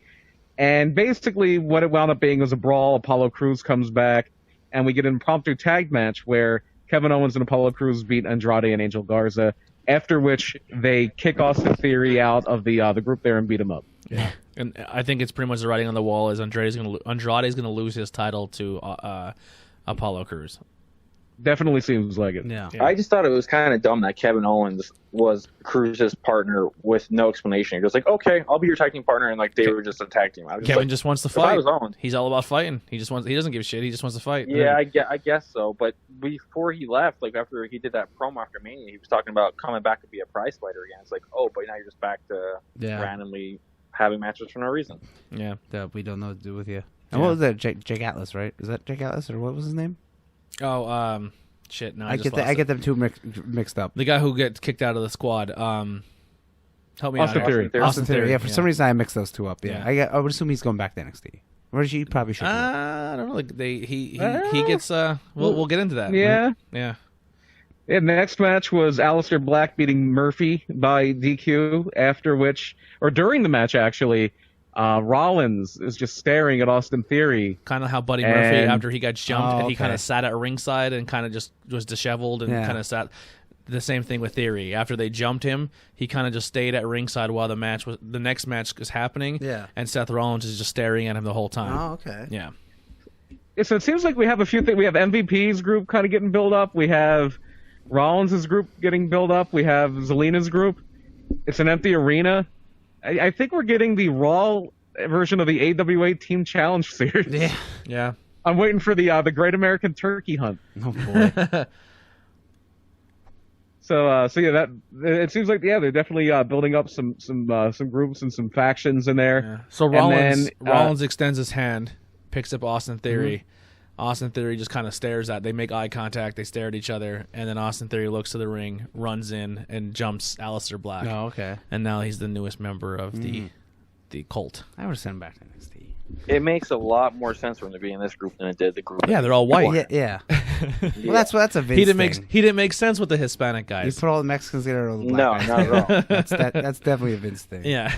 This makes more sense. They're all white in that team. Yeah. It just I guess that is what it is. It's going to be no, because I was going to say MVP's got has white wrestlers in his group. It was like almost like the Nation of Domination, Los Pericles, and for now and DOA. Since he got that tag team and they went and upset a really good tag team, we haven't heard of them since. So maybe they're not. We haven't seen MVP with them. Yeah, so maybe MVP. That's not MVP stable no more. So MVP will probably snatch up Apollo Crews and maybe bring back Titus. And then we'll have Cedric and Ricochet. It'll be like a True TV prison documentary where like each we need an Asian stable. And, it'll be great. That was the Attitude Era. That really was the Attitude Era. Yeah, that'd be great. Gang Wars. Survivor Series. Race Wars. That's what Vince would have if he could have his way. Yeah. Oh, what's going to happen this week is the Hispanic guys are going to fight the black guys, and then the white guys are going to laugh at them. Why are we all together, Vince? Because you're black. Yep, it makes sense. Yeah, it's good. It is what it is. It's pro wrestling. That's all you can really say. Pro wrestling. Gentlemen, I'm going to have to tag out. I appreciate you having me on. And anytime, brother. Yeah, for the interview. You guys enjoy the AEW. I'm sure I'll talk to you guys online, but enjoy the show. And I do want to say I'm super excited for the cage match of submissions and knockouts only between Matt Riddle and Timothy Thatcher next week. Yeah. Oh, yeah. Yeah, we'll get into that. I'm sure you guys... Actually, going to get into that in a minute. But thanks for having me, guys. Have a good night, and be safe, and don't forget to wash your hands. Absolutely. See you, bud. See you, Matt. All right. Bye. All righty. Next, to close out Raw, well, then back to the axe throwing. They did little like things back and forth, and it winds up that they throw an axe through a cop car window, but the cop lets them off because she thought Ivar was cute. Oh, God. Yeah. Next, I wonder what their competition next. So it has to be something streety and then Viking again. So it'll be back and forth. So basketball axe throwing. So now it will be like I don't. It'd be like a dance off, a rap off, a rap or dance off. Yeah, rap battle. Yeah, you can do a rap battle. Oh boy! Wow. And then the week after we shoot bows and arrows or something. Bows and arrows, horseback riding. Yeah, jousting. Our why don't they just do the thing? Beer thing. Why don't they just both chug beers? That seems to be the thing they can both be good at. We'll see, but you think the Viking can chug more beers than the street guy? Who knows? Listen, if a guy's always rocking a cup full of, each other. a guy's always rocking a cup true, of a yeah. drink, So, yeah, all right. So that, then Raw. Sorry, go ahead. Yeah, Raw's main event was Drew McIntyre beating Baron Corbin in a non-title match. Awesome. And match. Lashley is watching on the stage, and that's going to be your WWE title match for what's the next pay-per-view? Backlash? I think it's Backlash. Yeah. Yeah. Backlash is supposed to be after WrestleMania. I don't like that. Well, but yeah, it'll be Lashley and Drew. It took 2 years, and they're finally getting Bobby Lashley on some type of track here. Yeah. I do like how they have MVP bringing up that Bobby Lashley hasn't had a WWE title shot in 13 years. Like, that's cool that they're bringing that up. I wish they could bring up the fact that like Bobby Lashley actually beat Drew for a world title in like a different company. Yeah. I'm sure that'll come next week. No, they won't. They will. TNA doesn't exist. So they don't, yeah, never mind. Yeah. So they won't mention that at all. As far as I know, this is the first time MVP and Bobby Lashley are working together. Yeah. And they never wrestled each other. Yeah, I'm Bobby sure Lashley that's other. never So wrestled the first time ever, Drew McIntyre with Bobby Lashley, unless you use Google. Drew. Yeah. Yeah. Don't Google it though. Please don't Google it. All right, NXT. Real quick, Raw. NXT. Raw, very heavy on story. The skits I could have done without, No. but I mean, when it comes to building story and finding out what's happening next week, once again, I'm excited to watch what happens next week on Raw. I want to see what happens with the Colt stable. I want to see what Kevin Owens, because now Kevin Owens is back. What's his thing next week? I'm excited to see what happens next week. I didn't think it was an overall terrible show. I would have liked more wrestling. But what can you do? My only wish for Raw is I wish AJ wasn't a part of the Intercontinental Tournament. I wish Cesaro was in his place. I wish AJ would have been Owens' guest on his show, and I wish they'd be setting up like AJ and Owens for Backlash. I'll tell you what, though. Awesome. I'm super excited to see AJ for Shinsuke, though. Oh, yeah, me too. No, But, hopefully it's good. That's going to be fantastic. Hopefully, yeah. That WrestleMania match is kind of... I mean, hopefully, because the other three matches they've had have not been great. No. Yeah. Yeah, let's see what we get here. So we'll do NXT first? Yeah, let's do NXT. Yep. So with NXT, we started with Karrion Kross beating Liam. Yeah. So, why I said in the chat, his finisher sucks. It's a sleeper hold. He puts his legs around you. Yeah. He's throwing the dude around. He's doing these awesome suplex. I'm like, oh, he's gonna pick him up and do something real cool. And he just kind of fell over and put a sleeper hold on. I'm like, yeah, too many. Wow, wow. It's like, I understand that a rear naked choke is very devastating. Yeah, but it's not very entertaining. It's not, and it doesn't really do much when 4 or 5 years talent Have do the the same choke out. Yeah, yeah. Samoa Joe, and it's like, We can't hear you, Tyler. we can't hear you at all. I said it's just like everybody using a spear, like Roman Reigns is using Yeah. a spear, Bobby Lashley uses a spear, Edge. Edge Charlotte. uses a spear. Yeah, Charlotte. Yeah, it's ridiculous. Charlotte does a spear and a big boot. yeah. Yeah. Well, her big boot is great. That should be her finisher. I love the way she does a big boot. Yeah, that's Yeah. pretty good. All right, and then then the match happens. I don't like what's her name's fake contact. She looks ridiculous with that. I dig it. The bright blue eyes. I like it. I do not like that I like at it a all. lot. I think it's cool that she's always been this smoke show who used her sexuality and like her sexiness to just be a character. Wait till And she now- gets the Raw, because that's what she's going to be doing. And now that she's kind of creepy, I kind of dig it. I think what's his name looks not creepy at all in the face. I think he don't looks like think a so baby either. face. Yeah, I said Like, he doesn't look evil. He doesn't look like he's. I know he's a big dude and he is Yeah, strong, but but- he doesn't come off to me as like what's his name from AEW. Archer. No, not at all. This guy comes off like as a nice guy, kind of. Yeah. Like, oh, he's a Well, nice he guy. should.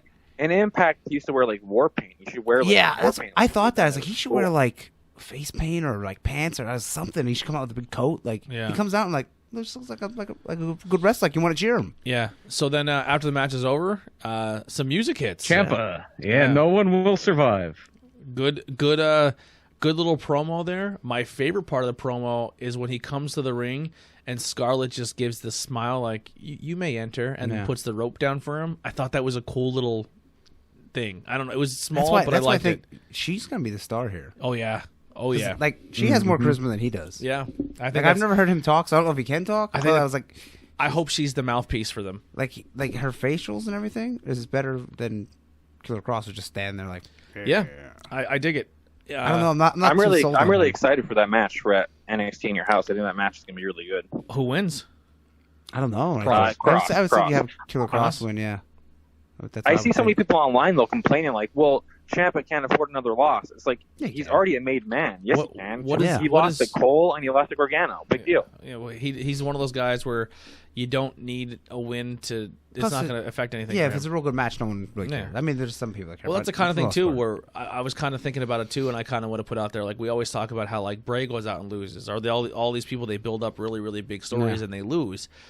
Like if Cross were to lose to Ciampa, I wouldn't think it's a horrible thing because at the end of the day, like 90% of pro wrestling is the good guy overcomes and beats the bad guy. The only thing is he's brand new. Yeah, but Cross is this big monster. But you can just keep doing this thing where he comes out and he's the Ivan Drago, and week after week after week he beats him up, he gets the upper hand, and then the payoff is the pay-per-view, and that's when your babyface goes over. But then he can't win the big one.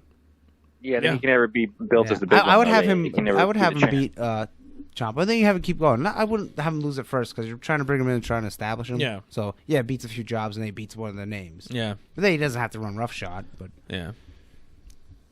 But it's tough. When you're the big heel, it's hard to always win because when you do lose it, then you have people like, well, it shouldn't have been yet. You know what I mean? Like you're never gonna perfectly book it. You're gonna have your armchair critics criticize if you win too much or you lose too much. It's tough. You should win your first big one though. That's what AEW has themselves in store for this weekend because they have two big heels that are like their first big matches are this weekend. It's like, is one of them going to lose? Are they both going to lose? Or either? It's like, who knows? You know? Yeah. All right, go ahead, Brian. So next we had a interim cruiserweight tournament match where El Hijo del Fantasma beat Akira Tozawa, and that would put him in the finals of Group B. Yeah, you know what? I for some reason it was so quiet. I just immediately zoned out with this one. Yeah, a lot of. I was like, yeah, and they weren't really talking, not talking to each other, but like, yeah, I'm gonna kick your ass. Like, I just zoned right out. NXT really, this entire show to me didn't grab me. Yeah, I'm gonna be honest. Like, I was kind of watching, but playing on my phone, and I was playing with my Switch, and I was just like, I was in it, but I wasn't. Yeah, you're keeping track, but I just zoned out. I mean, this finisher's cool. The Cradle Shock, the landslide, the DVD into the Michinoku driver. Mm-hmm. That's about it. Yeah. And then was that right after the two Mexican? Oh, that was later on. Yeah.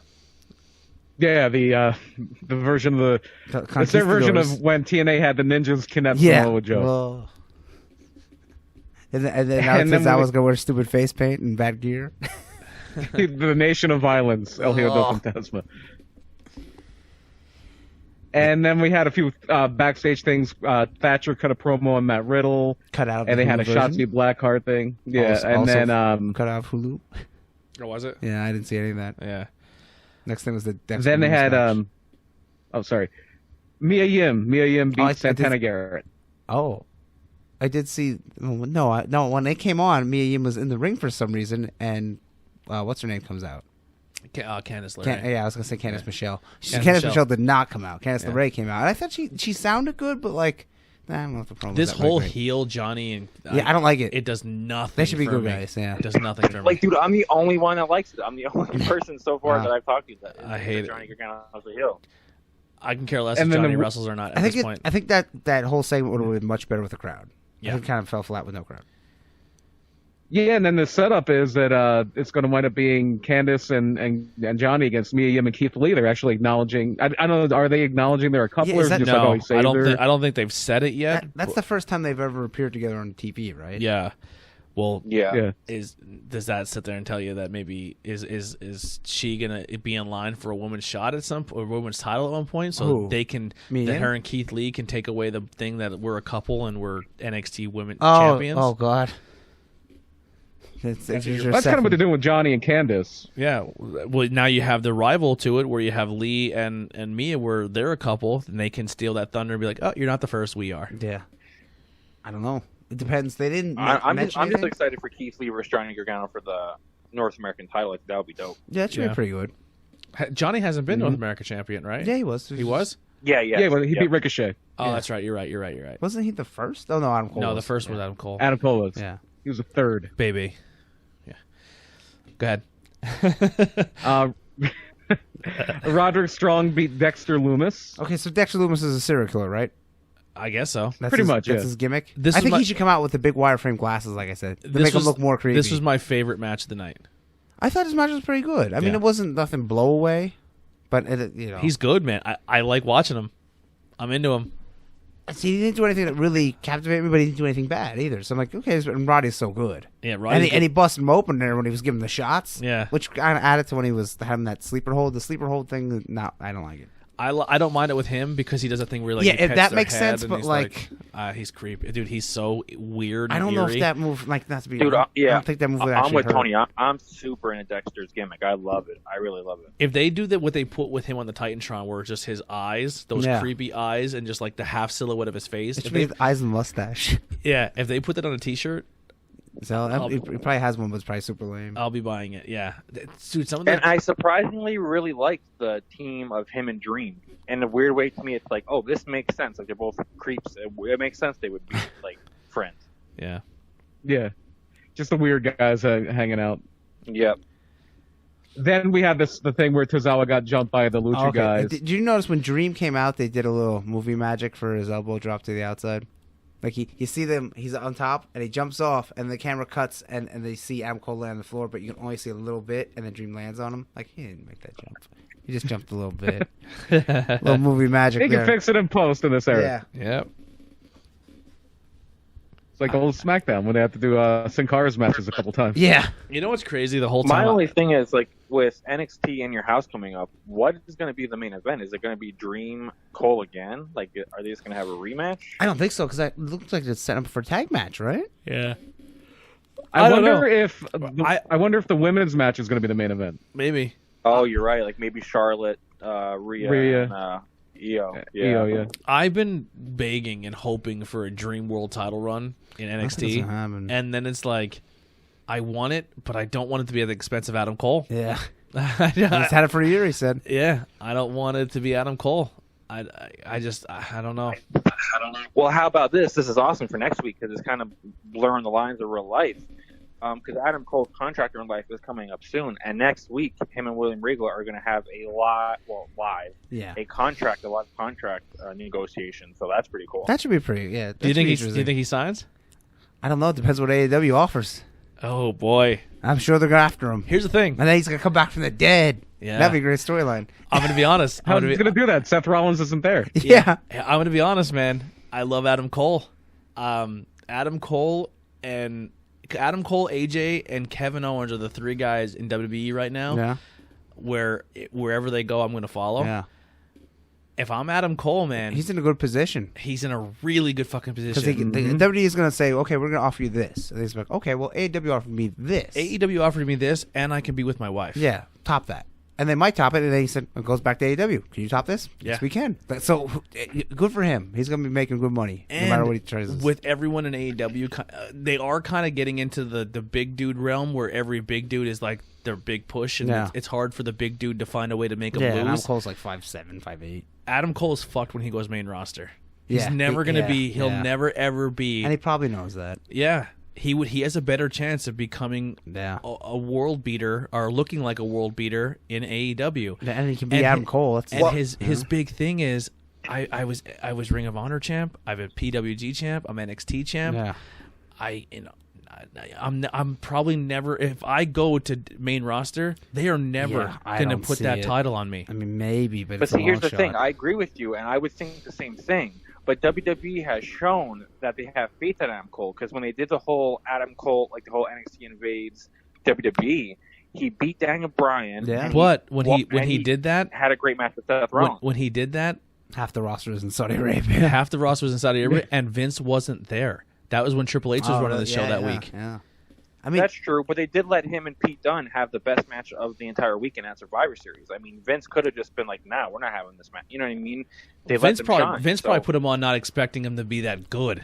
I don't think Vince is there for next year. No. I don't think he knows what's going on at all. Well, that was for Survivor Series, so that match was on. Oh, yeah, Survivor that Series, was. so Oh, Vince yeah, that was. definitely- Yeah. Yeah, but I would just be. I think they were just. Vince is probably like, all right, Survivor Series, we're doing so much Raw, so much damn, SmackDown, he's so much small. NXT, and then they're like, fine, give these two guys a Yeah. match, and then they go out and tear the house down. It's weird, even though he's like, the same size as Daniel Bryan. It's just that weird thing. Yeah. The only thing I could see is because I do agree with you. Like, I don't feel super confident that like he would do great on the main roster. But maybe that's one of the pitches WWE gives them. It's like, hey, if you re-sign, you can stay in NXT. You can be like the guy like here, Ciampa. Shawn Michaels for NXT. But if I'm Adam Cole, and at this point, been there, done that. My next thing is, if I'm going to main roster, I want to be in the title picture for either U.S. Intercontinental. I'm here for titles. Yeah, but like, who cares about the U.S. Intercontinental? Like, if Adam Cole has them. I don't care who has it right now in the world. When Kevin Owens and AJ, when you put Kevin Owens and AJ Styles with the Intercontinental, and they were fun titles. Yeah, but I mean, the belts, them two belts don't mean anything at all. Yeah, but I mean, I don't know. If I'm Adam Cole, I want to be in the title picture. And if a guy like Finn Balor had a hard time getting title picture shot, Adam Cole has no shot in the main roster. Yeah, no shot. Yeah. Well, Balor was world champion, though. Yeah, that's true. Yeah, for one night. Yeah, for one day. I mean, he probably would have had it. It wasn't going to be one night. Yeah. It's going to be a long time. So, I don't know. I don't see much for him on the main roster. I'd go AEW. If I was him, that's what I would do. But, I mean, hey, who knows what he wants? He could be with his wife. You know, she's injured, you know. Yeah, I mean, get all them royalties for that T-shirt that's going to come out, the AEW Adam Cole Baby shirt. Like, and he can take that. He owns that. I'd buy it. Yeah. I'd buy it. I don't know. I think, is there a chance to see him there? I think there's a real good chance. Yeah. I think it's probably like 50-50. Who, baby? Yeah. And and they're all buddies. Yeah. They're all buddies. He'll be taken care of. If he's not put as a major heel there, he'll easily slide in as the replacing Hangman in the Elite. I don't know. I think he won't be at the Elite because they killed him. Yeah. So I mean, I know they're not going to do that storyline, but dude, like, I don't here's know. The thing I don't too. think he'll be in the Elite. Here's the thing you even think of too. Adam Cole could easily get that monster contract where he can go where he wants. Yeah. He could be an ROH AEW guy, and then they do an invasion angle where it's a Ring of Honor. I don't like invasion angles though. But I'm saying like the two guys. Yeah, and Cole's kind of done with Ring of Honor. He's been the champ 3 times. I can't see him. I don't think they've worked together at all so far.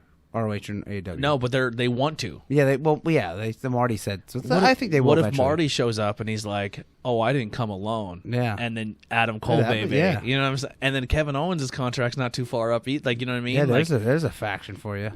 Boy, I think they're gonna push for Kevin Owens too. That's like two guys that they're saying we got to get these guys. It could be Adam Cole. Let's fire some of the people on Dark so we can get these guys. Adam Cole and Kevin Owens find a way to AEW. That's your Hall and Nash.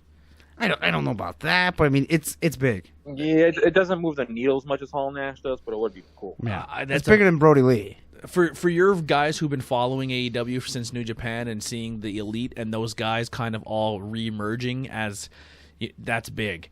And then the next, like another big needle move, when AJ's up, you get AJ and kind of squaring off again with Kenny Omega. Yeah. That's huge. That's just AJ wrestles like Jericho here and there. Yeah, that's your Hogan. That's your Hogan going to WCW moment if AJ shows up at AEW. And then you gotta give him the title because then he'll be the only guy to have all the titles. 100% in the world. AJ is the guy who walks in and takes a world championship right away. If they're going to give it to I think AJ is the life for WWE. Yeah, me too. Yep. I think Vince is going to throw the book at him and say, how much money do you want to stay here forever? It all depends what AJ wants. Yeah, because he'll get tons of money. Does AJ want to end his career with his buddies? It depends. Yeah. Depends what AJ wants. AJ's like, man, you're it depends what Adam Cole wants. I mean, if he really wants to, he'd be like, fuck, I'm going. Or he could say, fuck, I'm staying. He's in a real good position. The thing is like how we were just saying before. We love the idea of WWE, but we know that their company is scumbags. Yeah, and they're not the only game in town anymore. Yeah, and they're not the only game in town anymore with money and TV. Yeah, it's. Do you want to end your career with WWE? Sure, that's always been the big goal. But when you kind of when you've all made your name outside of a company or outside of a Titan like a WWE. And you've kind of all laid that brick foundation for the Bucks and Kenny Omega, and then kind of Cody Rhodes to come in at the tail end and kind of push them to what has become AEW. Your Adam Cole's, your Kevin Owens, your AJ Styles, your Marty Scrolls were all part of that movement. You know what I mean? And the ending culmination the ending result of it has been now AEW. Yeah. And they're all still within friends with each other and still hint of all of their work in the past. But then doesn't that go against what Cody just said though a couple of weeks ago on Instagram where he said, well, we're not going to be all friends wrestling. It's not going to just be us hiring all of our buddies. even though it's too late for that, like Cody, that's literally what the hell your company is. Yeah. Listen, at the end of the day, if Cody, like I said, came in on the tail end of that, if Cody, they're like, Cody, hey, these names that we just said all want to come here. And he's like, would you want to be that next? They're gonna be like, fuck you, Cody. They've been here before. They showed up to they were part of this before you were part of this. If AJ calls them and says, I want to come over, then it's a done deal. 100%. There's no questions. There's no, for sure. Yeah, of course. Yeah. Of course. And the same with Kevin Owens. Same when with you Adam were Cole. Stardust, Adam Cole and Kevin Owens were working with us in Ring of Honor and New Japan and putting us over. You know what I'm saying? Coming. I mean, that's names like now. Like and Cody likes Kevin. Don't get me wrong. He said that Kevin is actually one of Dusty's kids. Yeah, that's true. Yeah, and, Dusty but it loves means Kevin. that Dusty actually, Dusty loved Kevin. Yeah. So like Cody, I'm sure wouldn't be against it. He would love it. But I'm just saying it. Then it makes him look like he shouldn't say things publicly because then it makes him look like a hypocrite. Like you can't say, well, I can't it is also Zack pro wrestling. Ryder, and I can't sign Heath Slater because I can't sign all my buddies. Yeah. It's like your company's built on all your buddies, dude. What the hell are you talking about? But you can never take what a pro wrestling guy says at the heart because they also don't want to ruin their big angle and they don't want to ruin their big pop. It's like if you hear Zack Ryder's available, you're like, oh, maybe we'll get him. But if you hear Kevin Owens is available, you're definitely gonna get killed. 100%. Yeah. Right. You don't turn that away. It's going to be interesting, man. My prediction let's all give predictions real quick. Like I think Adam Cole re-signs at WWE. What do you guys think? I think he stays. I'm 50-50. Yeah, I'm really 50-50. I think he might go. And be AEW. You can spend time. It's definitely not a lock, but I think he stays. AEW is more free that you can go spend time with your family and kind of disappear for a couple weeks. And then he can possibly get the deal to do New Japan, which Moxley has, which Brody Lee has. I mean, it's pretty enticing. I don't know, it all depends what the guys want. If I'm Adam Cole, I mean, there's some guys that just care about the money. If I'm Adam Cole right now, yeah, I go AEW. Imagine then you put Adam Cole and Britt Baker together at some point. Yeah, huge, and especially you're going to come back to pro wrestling when an audience is there, and you can be that like you know. Oh, man, you just had that. Tony's getting hard, dude. I don't even know what his music would be. He's just thinking of all the T-shirts they're gonna have. Just the same. Bum bum bum. Yeah, like I don't know what his music would be, but if you just start his music with the Adam Cole, or just baby, the baby, you know what I mean, and then everyone's like, and then just whatever music you put behind that, it doesn't matter. As long as it doesn't sound like circus music, it's gonna be fucking fantastic. As long as it's not MJF's music. You put any guitar riff behind like you smell what the rock is. It's Adam Cole, baby, and then just put a guitar riff behind it. People will be like, "What the fuck?" You know what I'm saying? Like it'll be huge. It'll be huger than huge as Donald Trump saying it. Huge. But I don't know where we are with Did we finish NXT yet? No, we did not. Holy shit! Next match was Oni Lorcan and Danny Burch beating Everrise in a quick match. Then we have the match being made that Matt was talking about earlier with Riddle and Thatcher next week. In a cage. They must edit this whole half hour out. Yeah, it reminds me of a Lions Den match. Remember speaking of Owen Hart, the Lions Den match. And Shamrock, I'm interested to see it. And then we had another match with the Cruiserweight tournament where Drake Maverick gets the upset on Kushida, which keeps him alive in the tournament. And now they're gonna have Atlas, Kushida, and Drake in a three-way. Dude, I really popped for when Drake won that match. I was like, holy shit! Like it really made me pop. I thought he was gonna lose it. And I was like, oh, wow, he rolls up Kushida. I'm like, okay. Yeah. I'm like, well, what do you do with this poor guy? Are you firing him or are you hiring him? What are you doing? Meltzer's saying, and it seems like they're keeping him. Meltzer's saying the plan is he's still released. Wow. Well, then he should be in the ladder match at AEW. Oh, that's what I would do, just to give them a big fuck you. A giant suck my dick. Mm-hmm. He's still under the non-compete, but can't they, like, if they just say, okay, well, you don't have to pay me my downside, can't they opt out of that? I don't know how that works. I don't know. They might be able to. It depends. Who all... Like, when does that 90-day end for people? Is there anyone that was on that 90-day? July, I think. It would be July. So, like, Rusev would not be someone... No, because his contract ran up. Yeah, it can't be Rusev. Yeah. Okay, I thought his contract ran up. Oh, no, he did No, the only ones where they ran out were the Revival and now Drew Gulak. Like, EC3, you wouldn't see him in that ladder match. Yeah. I'm just trying to speculate before we get... all right, I'm sorry, go ahead. Yeah.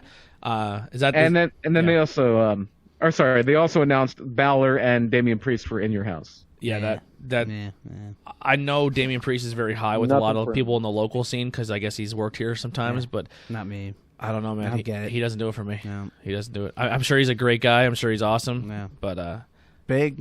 big. Yeah, he's big. He has a deep Scottie Pippen voice. But yeah.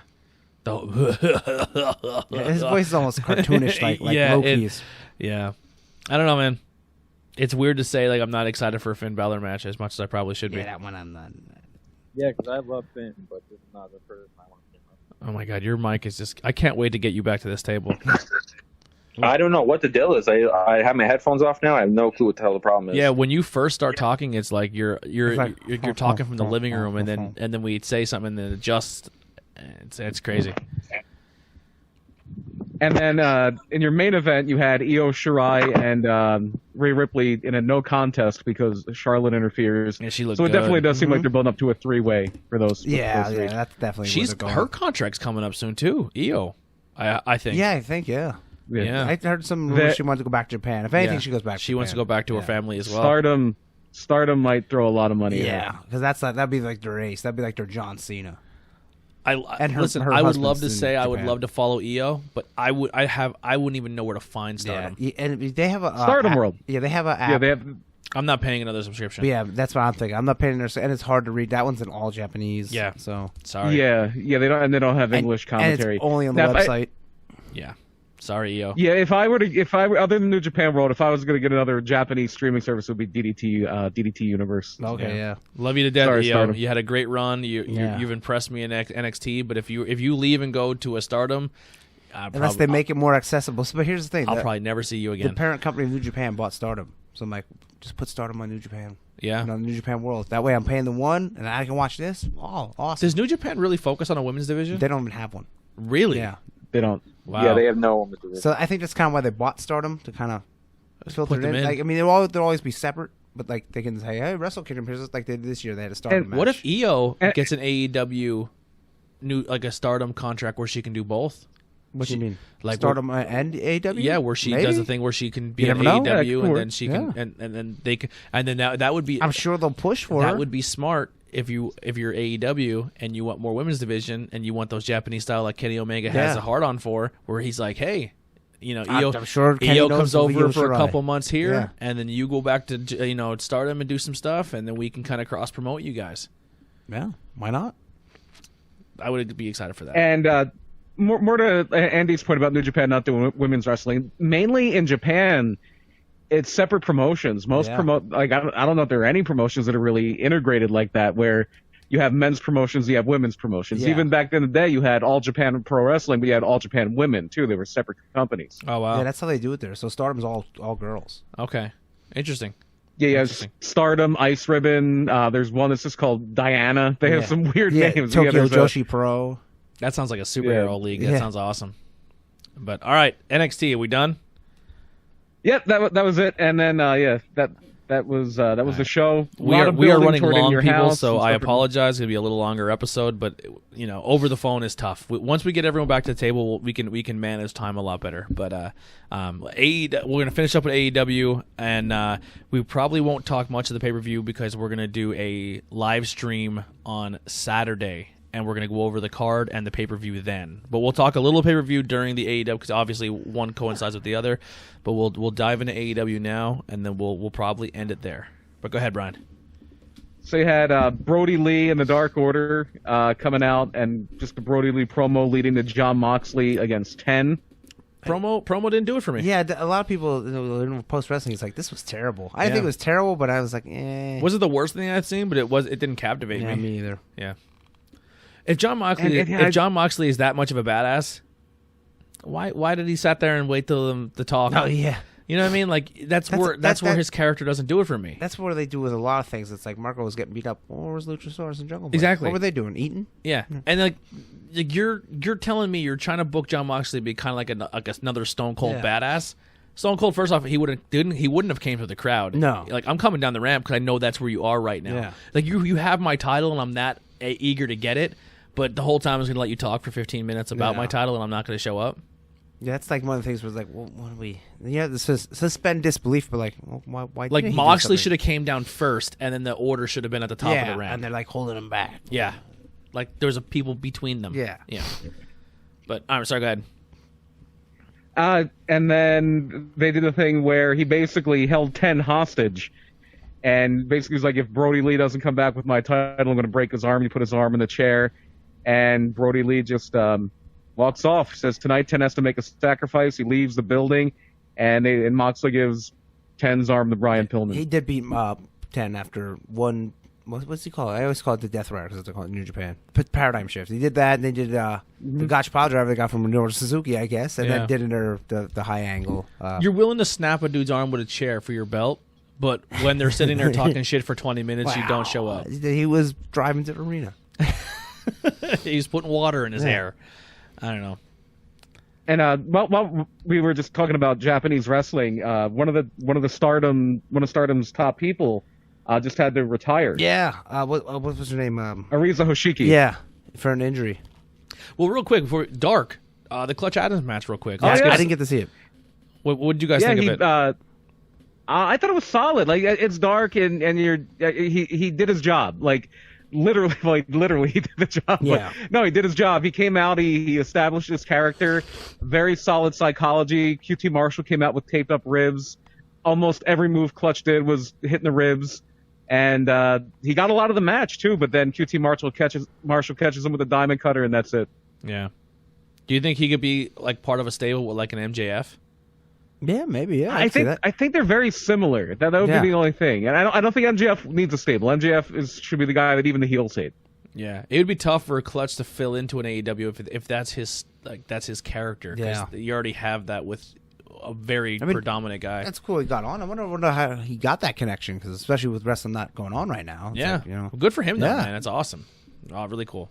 Yeah? Yeah. Spitball. Maybe he could be Spears' tag partner. They were doing that. Go, yeah. Yeah. Sean Spears looking for a tag partner. They'd be a decent team. Yeah, I agree. I think Clutch can provide a little bit more personality than Spears can, in my opinion. Yeah. Alrighty, let's get back to the AEW. I just wanted to give him some acknowledgement there. Yeah. Look up AEW's YouTube. I think it's about 9 minutes in. It's the second match on Dark. They had a lot of matches on that thing. And it's him and QT Marshall. And then we had MJF beating Marco Stunt was the next match. It is exactly what you needed it to be. Yeah. I thought MJF was entertaining. He went out. He was MJF. Yeah, and he still beat little Marco. He's so tiny. He should hit the gym or something. You can't stretch him out. You know but what I mean? He can get muscular, and then if he was a little bit muscular, you'd take him a little more seriously. Like, there's a guy in New Japan called Taiji Ishimori, and he's only like 5'3". I don't know if he had a six pack and was ripped. Yeah. He's not gonna look like him, but I'm just saying that guy's really small, but he's jacked. So they're like, oh, that guy. He's like a little tank. Yeah. All right, next thing. Next thing was the face-to-face with Jake Roberts and Arn Anderson. Not a terrible promo. I liked it. It was all right. I just didn't like they're gonna fight. Their timing was off. I don't want to see them fight. Their timing was off, and they kept stepping on each other. But then Arn's like, "Don't you interrupt me." So then they were old school savvy enough to know that they were not on time, but they knew how to make it work. Yeah. Tony really. The thing with Arn is he's one of the low key underrated promos of all time, and Jake is Jake. So he shows it. Arn held his own. I mean, usually you're mic to mic with Jake Roberts. Yeah. Arn looked better in the promo than Jake did. I can see that. Yeah. They probably just went out there to let's do a promo. And they didn't go over any Arn. I think Arn came. If it was a rap battle, yeah, I give the win to Arn Anderson. I think Arn was fantastic on the mic, being up against the Jake the Snake. Yeah, you know what I'm saying, or Jake Roberts. Sorry. Yeah. They had a Darby Allin hype video. We also had we saw Pac for the first time in a long time. Yeah. And it seems like they're setting up him with something with Orange Cassidy and Best Friends again. Orange Cassidy. Well, awesome. Death Triangle versus them. Yeah. Yeah. And then speaking of Orange Cassidy, he's in the next match with Ray Phoenix, and Ray Phoenix might have gotten banged up here a little bit. Yeah, I thought this match was really good. Yeah, before the craziness ensued, it was because last week when he took that kick from him, he sold it. Yeah. And then he kind of sidesteps it this week, and then you kind of get to see him start to turn on a little bit. Yeah. And it was entertaining. And some of the shots that they were throwing at each other, man, they were I would never want to wrestle the Lucha Bros because they look like they legit hit you. Yeah, sometimes. They look like they work stiff as hell. That kick where he drop kicked him into the cameraman, that looked like it was as hard as he could possibly hit him with that kick. You know what I mean? Not to spoil anything that Matt said in our interview, but he even said, like, when he gets in the ring, he tells people, make it look good, but if you hit me hard, it's coming back. Yeah. You know what I mean? Like, no hard feelings, but as long as you don't bust my nose or, you know what I mean, or split me, legit hit me. You know what I mean? So it's... The Lucha Bros look like they have that mentality as well. Like they're not afraid to look like they're throwing bombs in there. But yeah, so this match kind of gets it's super entertaining. Orange Cassidy is not only is he very entertaining, very funny, but when he starts wrestling, he's really good. Yeah, he is. You know what I mean? He is exactly what his character is perfect right now in wrestling.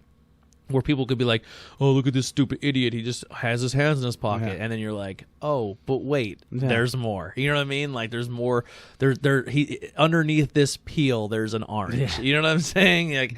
Like, he's so fantastic. But this match gets a little crazy, and then everyone starts running it out and starts doing high spots and dives, and Phoenix does a dive, and they don't. I thought he hit the apron at first. I thought he went short and hit the apron, but they caught him weird, and he came kind down. of just caught his legs. Yeah, and he hit. What did he hit? It looked like maybe his arm first, and then like the back. Like, he didn't look. It didn't look good for him. Yeah, because then like they were trying hard to cover him so he didn't get hit again. Yeah. And I thought the next dive, I think it was Colt Cabana. Yeah, with his Asai Moonsault. It looked like he kicked one of the dudes from SCU in the face real bad. Yeah. I thought he was going to get up with a little bit of a split. And then they threw Orange Cassidy, and his legs hit the guardrail. I was like, oh. Yeah. There was like 4 or 5 dives in a row where just like, yikes, yikes, yikes, yikes. And you, as a smarter wrestling fan, you knew the guy in the bottom was legit hurt. Yeah. You know, like, if he's not hurt, he's not having a good time right now.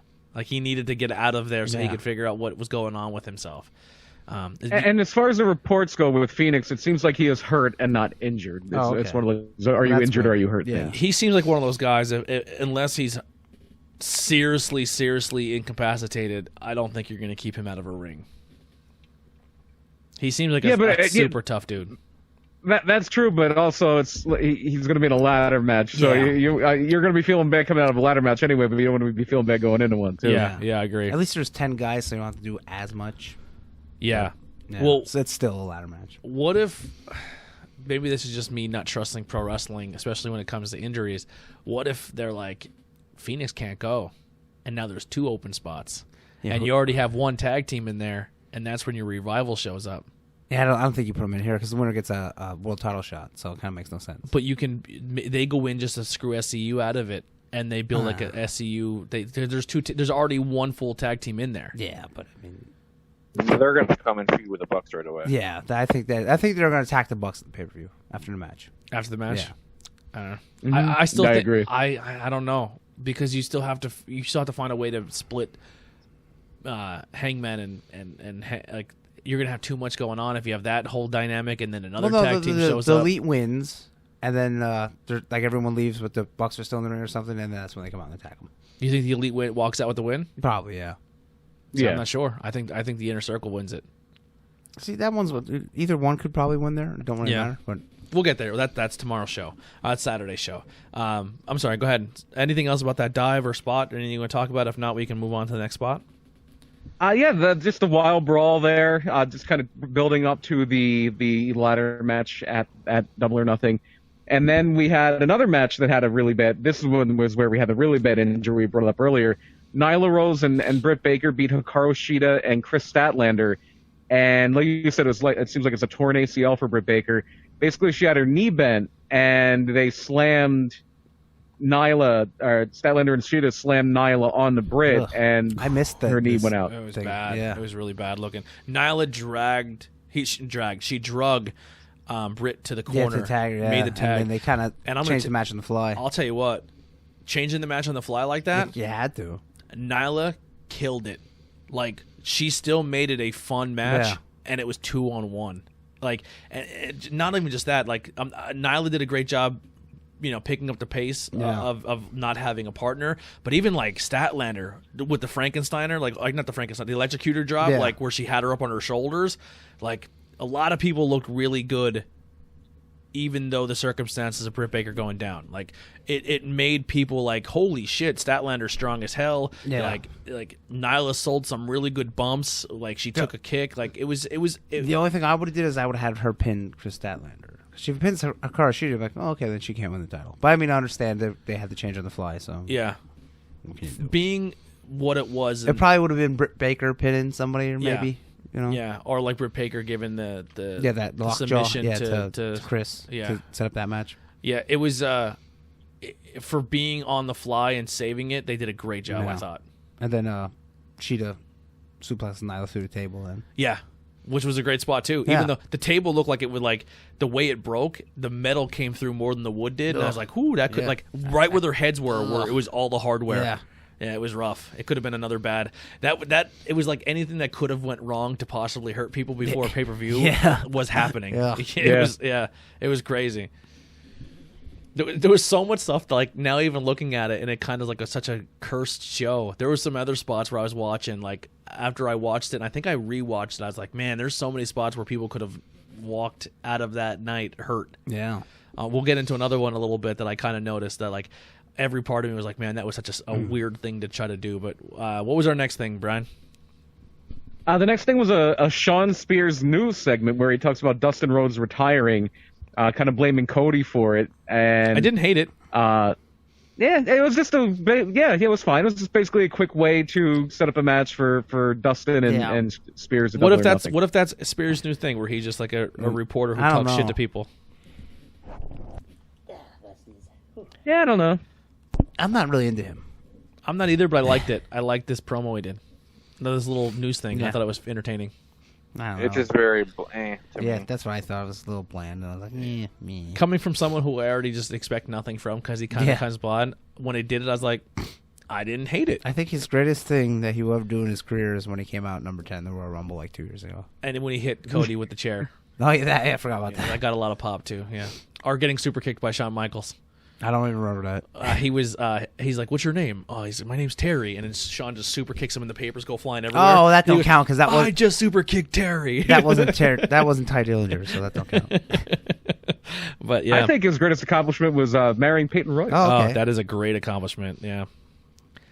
I don't know if they ever hang out, though, because all she does is fucking dance on TikTok all day long. She like does 14 wardrobe changes and dances all day. It's crazy. Well, hey, when you're not wrestling, but now she's wrestling a little bit. She's iconic, man. She can do whatever she wants.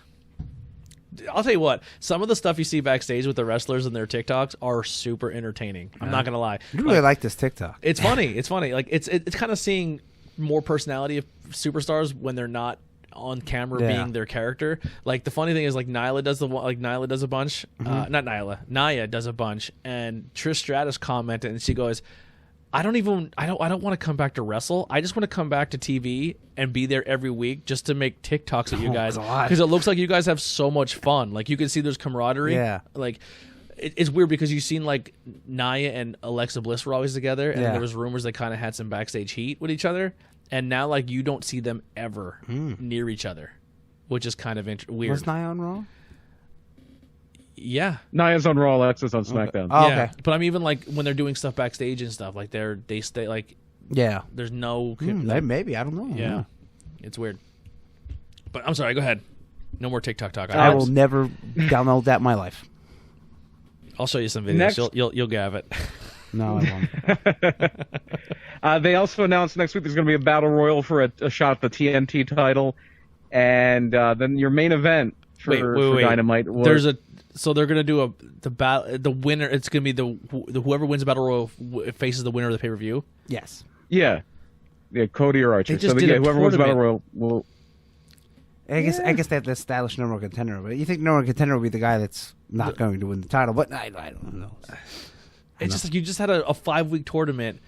Yeah. For the title, and now you're going to do a battle royal to find out the number one contender? Yeah, but obviously that person won't win. So. Yeah, strange.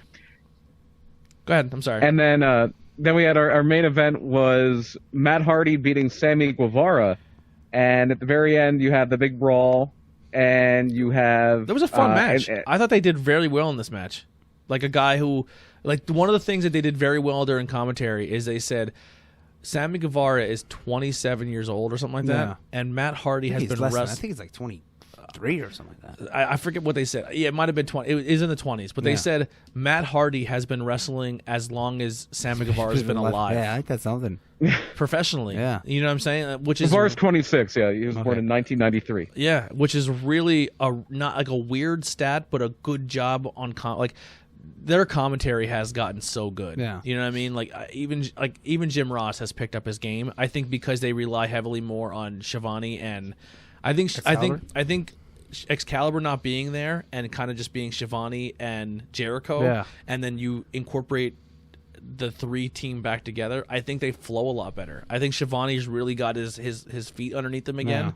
And Excalibur is Excalibur, and he does a great job. And I think Jim Ross is filling in where he needs to be, and he's not so much the focal point of the commentary team, which is good. And I think I think they're doing a fantastic job on AEW.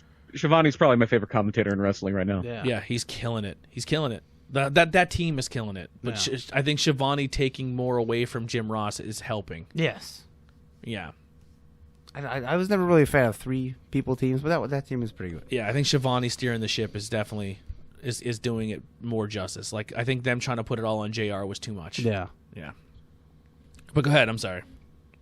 And then we had, after that match, they cut to the Jacksonville Jaguars Stadium right by Daly Place.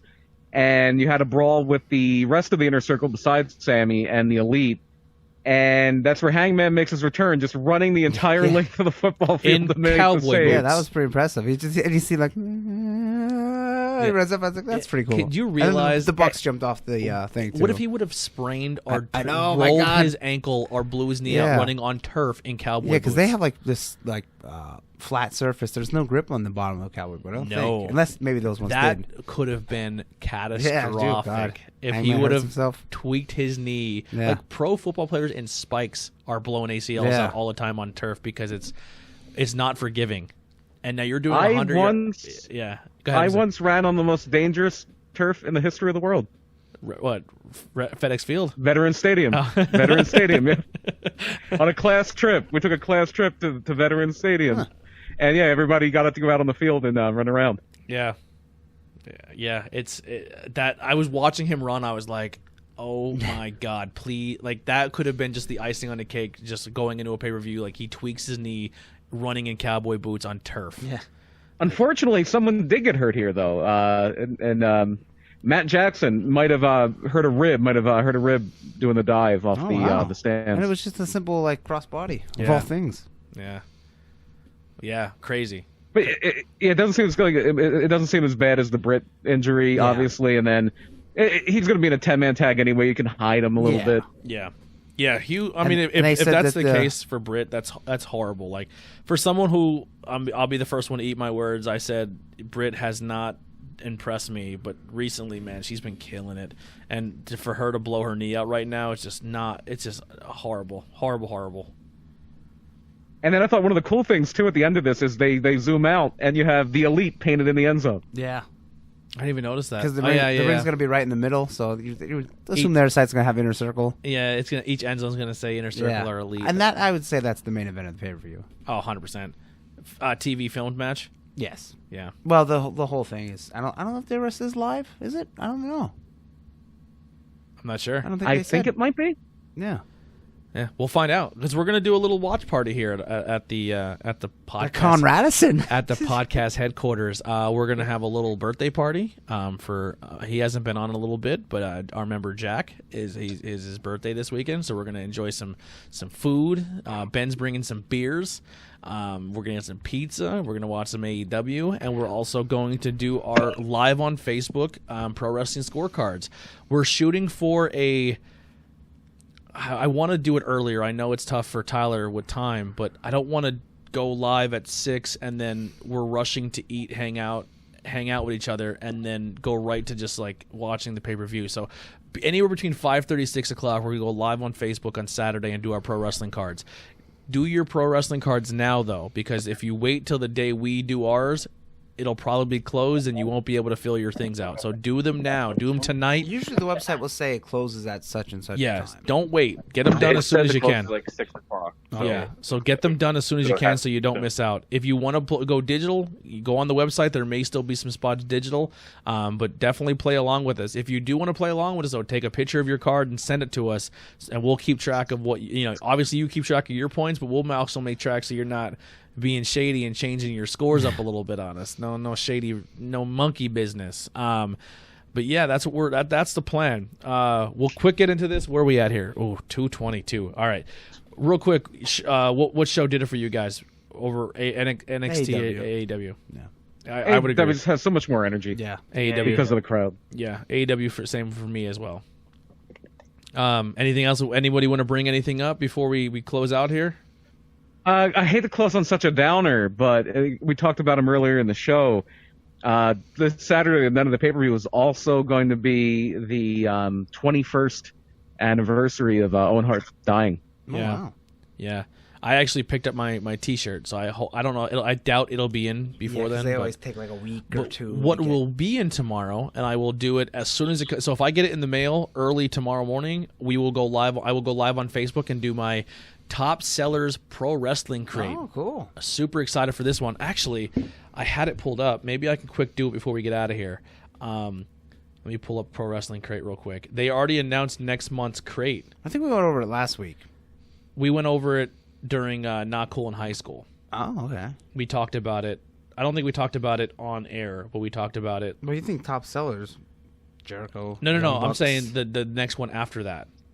Oh. All right, it's not on their Instagram, but it's on their website. Let me pull it up real fast, and I'll give you a kind of a rundown of you can start ordering this crate now. Pro Wrestling Crate is getting very popular there, so I wouldn't. If you want to start getting the crate again, I would get in on it because they are starting to go faster. The last one they never sell out though, right? The top sellers sold out real Really? quick. Oh yeah, wow. that did not last at all. The next one, they're going back to tag teams again. Tag teams part 4. Listen to this lineup. You got FTR, Dax and Cash is going to be a featured in the thing.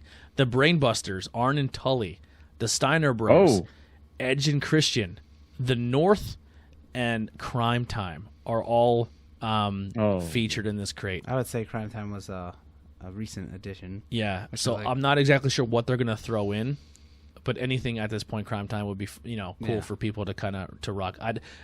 A T-shirt would be awesome. I don't think it'd be that soon. I don't think. What if they have some autographs sitting around? That's probably what it is because I don't think they can license a Crime Time T-shirt because that's probably a WWE trademark. Yeah.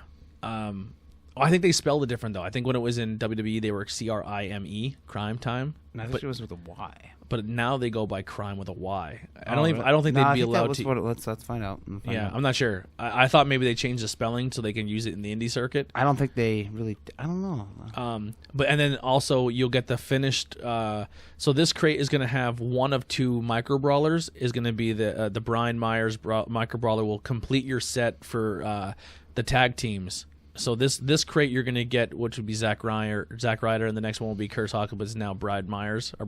Yeah. So you'll get 2 different, like then they did the Demolition. You got 2 different, one in one box and one in the other. So that'll complete. So you already know that the micro brawler will be one of those 2 guys, and then the rest are not interested in the micro brawler. I think they're fun. I enjoy having. I like them. I just don't want one of them as a micro brawler. Autograph wise, you have FTR. You're probably going to get FTR shirt because they're new, and you're probably going to get what was it, Brainbusters? They already did an Arn Anderson autograph in your crate, so Arn I think is off the table. A Steiner Brothers autograph would be cool. Edge and Christian autograph would be awesome. I think it'll be a Crime Time autograph. Yeah, I think or the North autograph would be kind of cool too. I don't know. I couldn't tell you the guys' names in the North if you gave me $5 million. Page and Alexander. Ethan Page, Josh Alexander and Ethan Page. Yeah, I've seen Ethan Page. I think they were Josh awesome. Alexander. No idea. The only time I ever seen them was at the PPW show, Okay. and they were impressive. Yes, I don't. They were a cool tag team. We got a USA chant for them. We started doing a USA because like it was they're Canadians, so we're okay. like USA. And then we were gonna start chanting "Build the Wall" because they're North. Build the wall between Canada and I don't get that one. Because they're always saying I think Canada will be very okay with that. That's what I was kind of baiting them to be like, yeah, we want to build a wall. You know what I mean? Because we're always saying that we need to build a wall between Mexico and U.S., but we never talk about a wall between Canada. Oh, see, I think that's a chant that when people are like, what are you talking about? If you're a South Park fan, you'll get it. But yeah, so I mean, when it comes to anything, you're getting 2 T-shirts. Any of those shirts, I'm happy with. Any autograph there, I'm happy with. They haven't been doing DVDs where they cram a whole bunch of people in one thing. Maybe get a DVD. So I'm hoping not a DVD. Like, I like them, but when they're like, hey, and they put all these cool names and they just kind of throw one match on a DVD between 3 different people, it's like, that's kind of a disappointment. So yeah, man, anything else in there, like a pin, who the pin will be, like, you know what I mean? A pin would be cool. They already did an FTR. I think it's going to be an FTR shirt and a North shirt and a Brainbusters pin. Lock me in for that, Alex. There you go. That's fun. But that crate is out right now. If we will have our link to order. Yeah, you order that crate now. We will have our link where you can get your crate and use our code. Sign up before June 7th to receive this crate. It doesn't have like how many are left read, but they do have a new thing for the crates. So I know they did it with the last one that sold out. It's called the Tag Team Crate. It's a $50 value, but it's only a $17.95. So if you don't want the micro brawler, you don't want the autograph, you don't want the pin, you just want the T-shirts. Yeah, $17.95. They'll send you both T-shirts. Oh, that's cool. Which is a great fucking deal because one T-shirt on Pro Wrestling Tees is $25. Yeah. And then the shipping is probably going to be $30 and $11 shipping. Yeah. You're getting a set for 2 T-shirts and $17.95 a month. You can get the tag team pack, and that's the new thing. So check that out. Our code will be below. You can use this as a referral, and if we get enough referrals, I think they give us something cool. So that'll be something you can look into. And then you always get 10% off your next order on Pro Wrestling Tees as well. So yeah, check that out. I know, Tyler, what do you got to plug out of the box wrestling and stuff, right? Did we lose Tyler? Oh, I'm here. Sorry, Oh. my shit's messing up still. That's okay. Yeah, just Tornado Tag Podcast on Facebook, and yeah, Witness for Wrestling on Facebook, and that's about it. All right, Andy. Nothing really. Just our show. Yeah. Not cool in high school. Watch Bang Beers. We are going to bring back. We're going to bring back the recorded commercials soon, but it's really, really hard with everybody on the phone, and I don't know how loud it's going to play in their ears. Oh yeah. Once we get back to the table, I promise they won't be 2.5 hour episodes anymore. We'll have better game planning, so just bear with us. And obviously, we can't control all the technical difficulties when it comes to everything else. So definitely bear that in mind. We're going to have hopefully more people back to the table sooner than later. And but last but not least. I wanted to say the commercials, but because this is our last big plug here. Brian, what do we got? Oh, what should I plug? Oh yeah, Murder My Dude. as I do it every week. We'll keep it short and sweet. Just look up Murder My Dude on any kind of podcast. Same thing you're listening to this on. Look up Murder My Dude. This week we did the Lindbergh baby. Ooh, Give us a little idea. What's going on there? He was a baby, and he was kidnapped and unfortunately was killed. And a lot of conspiracy theories around it. We got into that. Maybe Lindbergh himself was involved. We get into Lindbergh's weird family history. His grandfather basically came to America because he was about to get arrested for embezzlement. So he left his wife and 7 kids and came with his mistress and his illegitimate son to America. His illegitimate son became a congressman. Wow. And then his son's son, his grandson, became Charles Lindbergh. Wow. I almost sent you the bill for some Clorox wipes to clean up my TV in my game room. I was listening to the episode and you made that roofing joke, and I almost spit my drink everywhere. It is I should mention, I always talk about murder. It is a comedic true crime podcast. Yes, they do make light of horrible situations.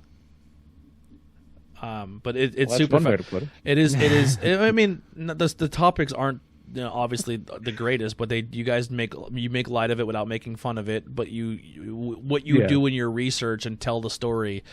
Brian does a fantastic job in that aspect. So yeah, that's new episode came out today. They come out Thursdays at midnight. So yeah, if you want to check it out, just look up Murder My Dude. Absolutely. I think I'm one behind. I think I have to listen to McDonald's and I'm caught up. Yep, that was last week. Yeah. All right, well, that'll do it for Tornado Tag Podcast. We'll see you guys next week. We're out. Here's some our boys No Rain Checks.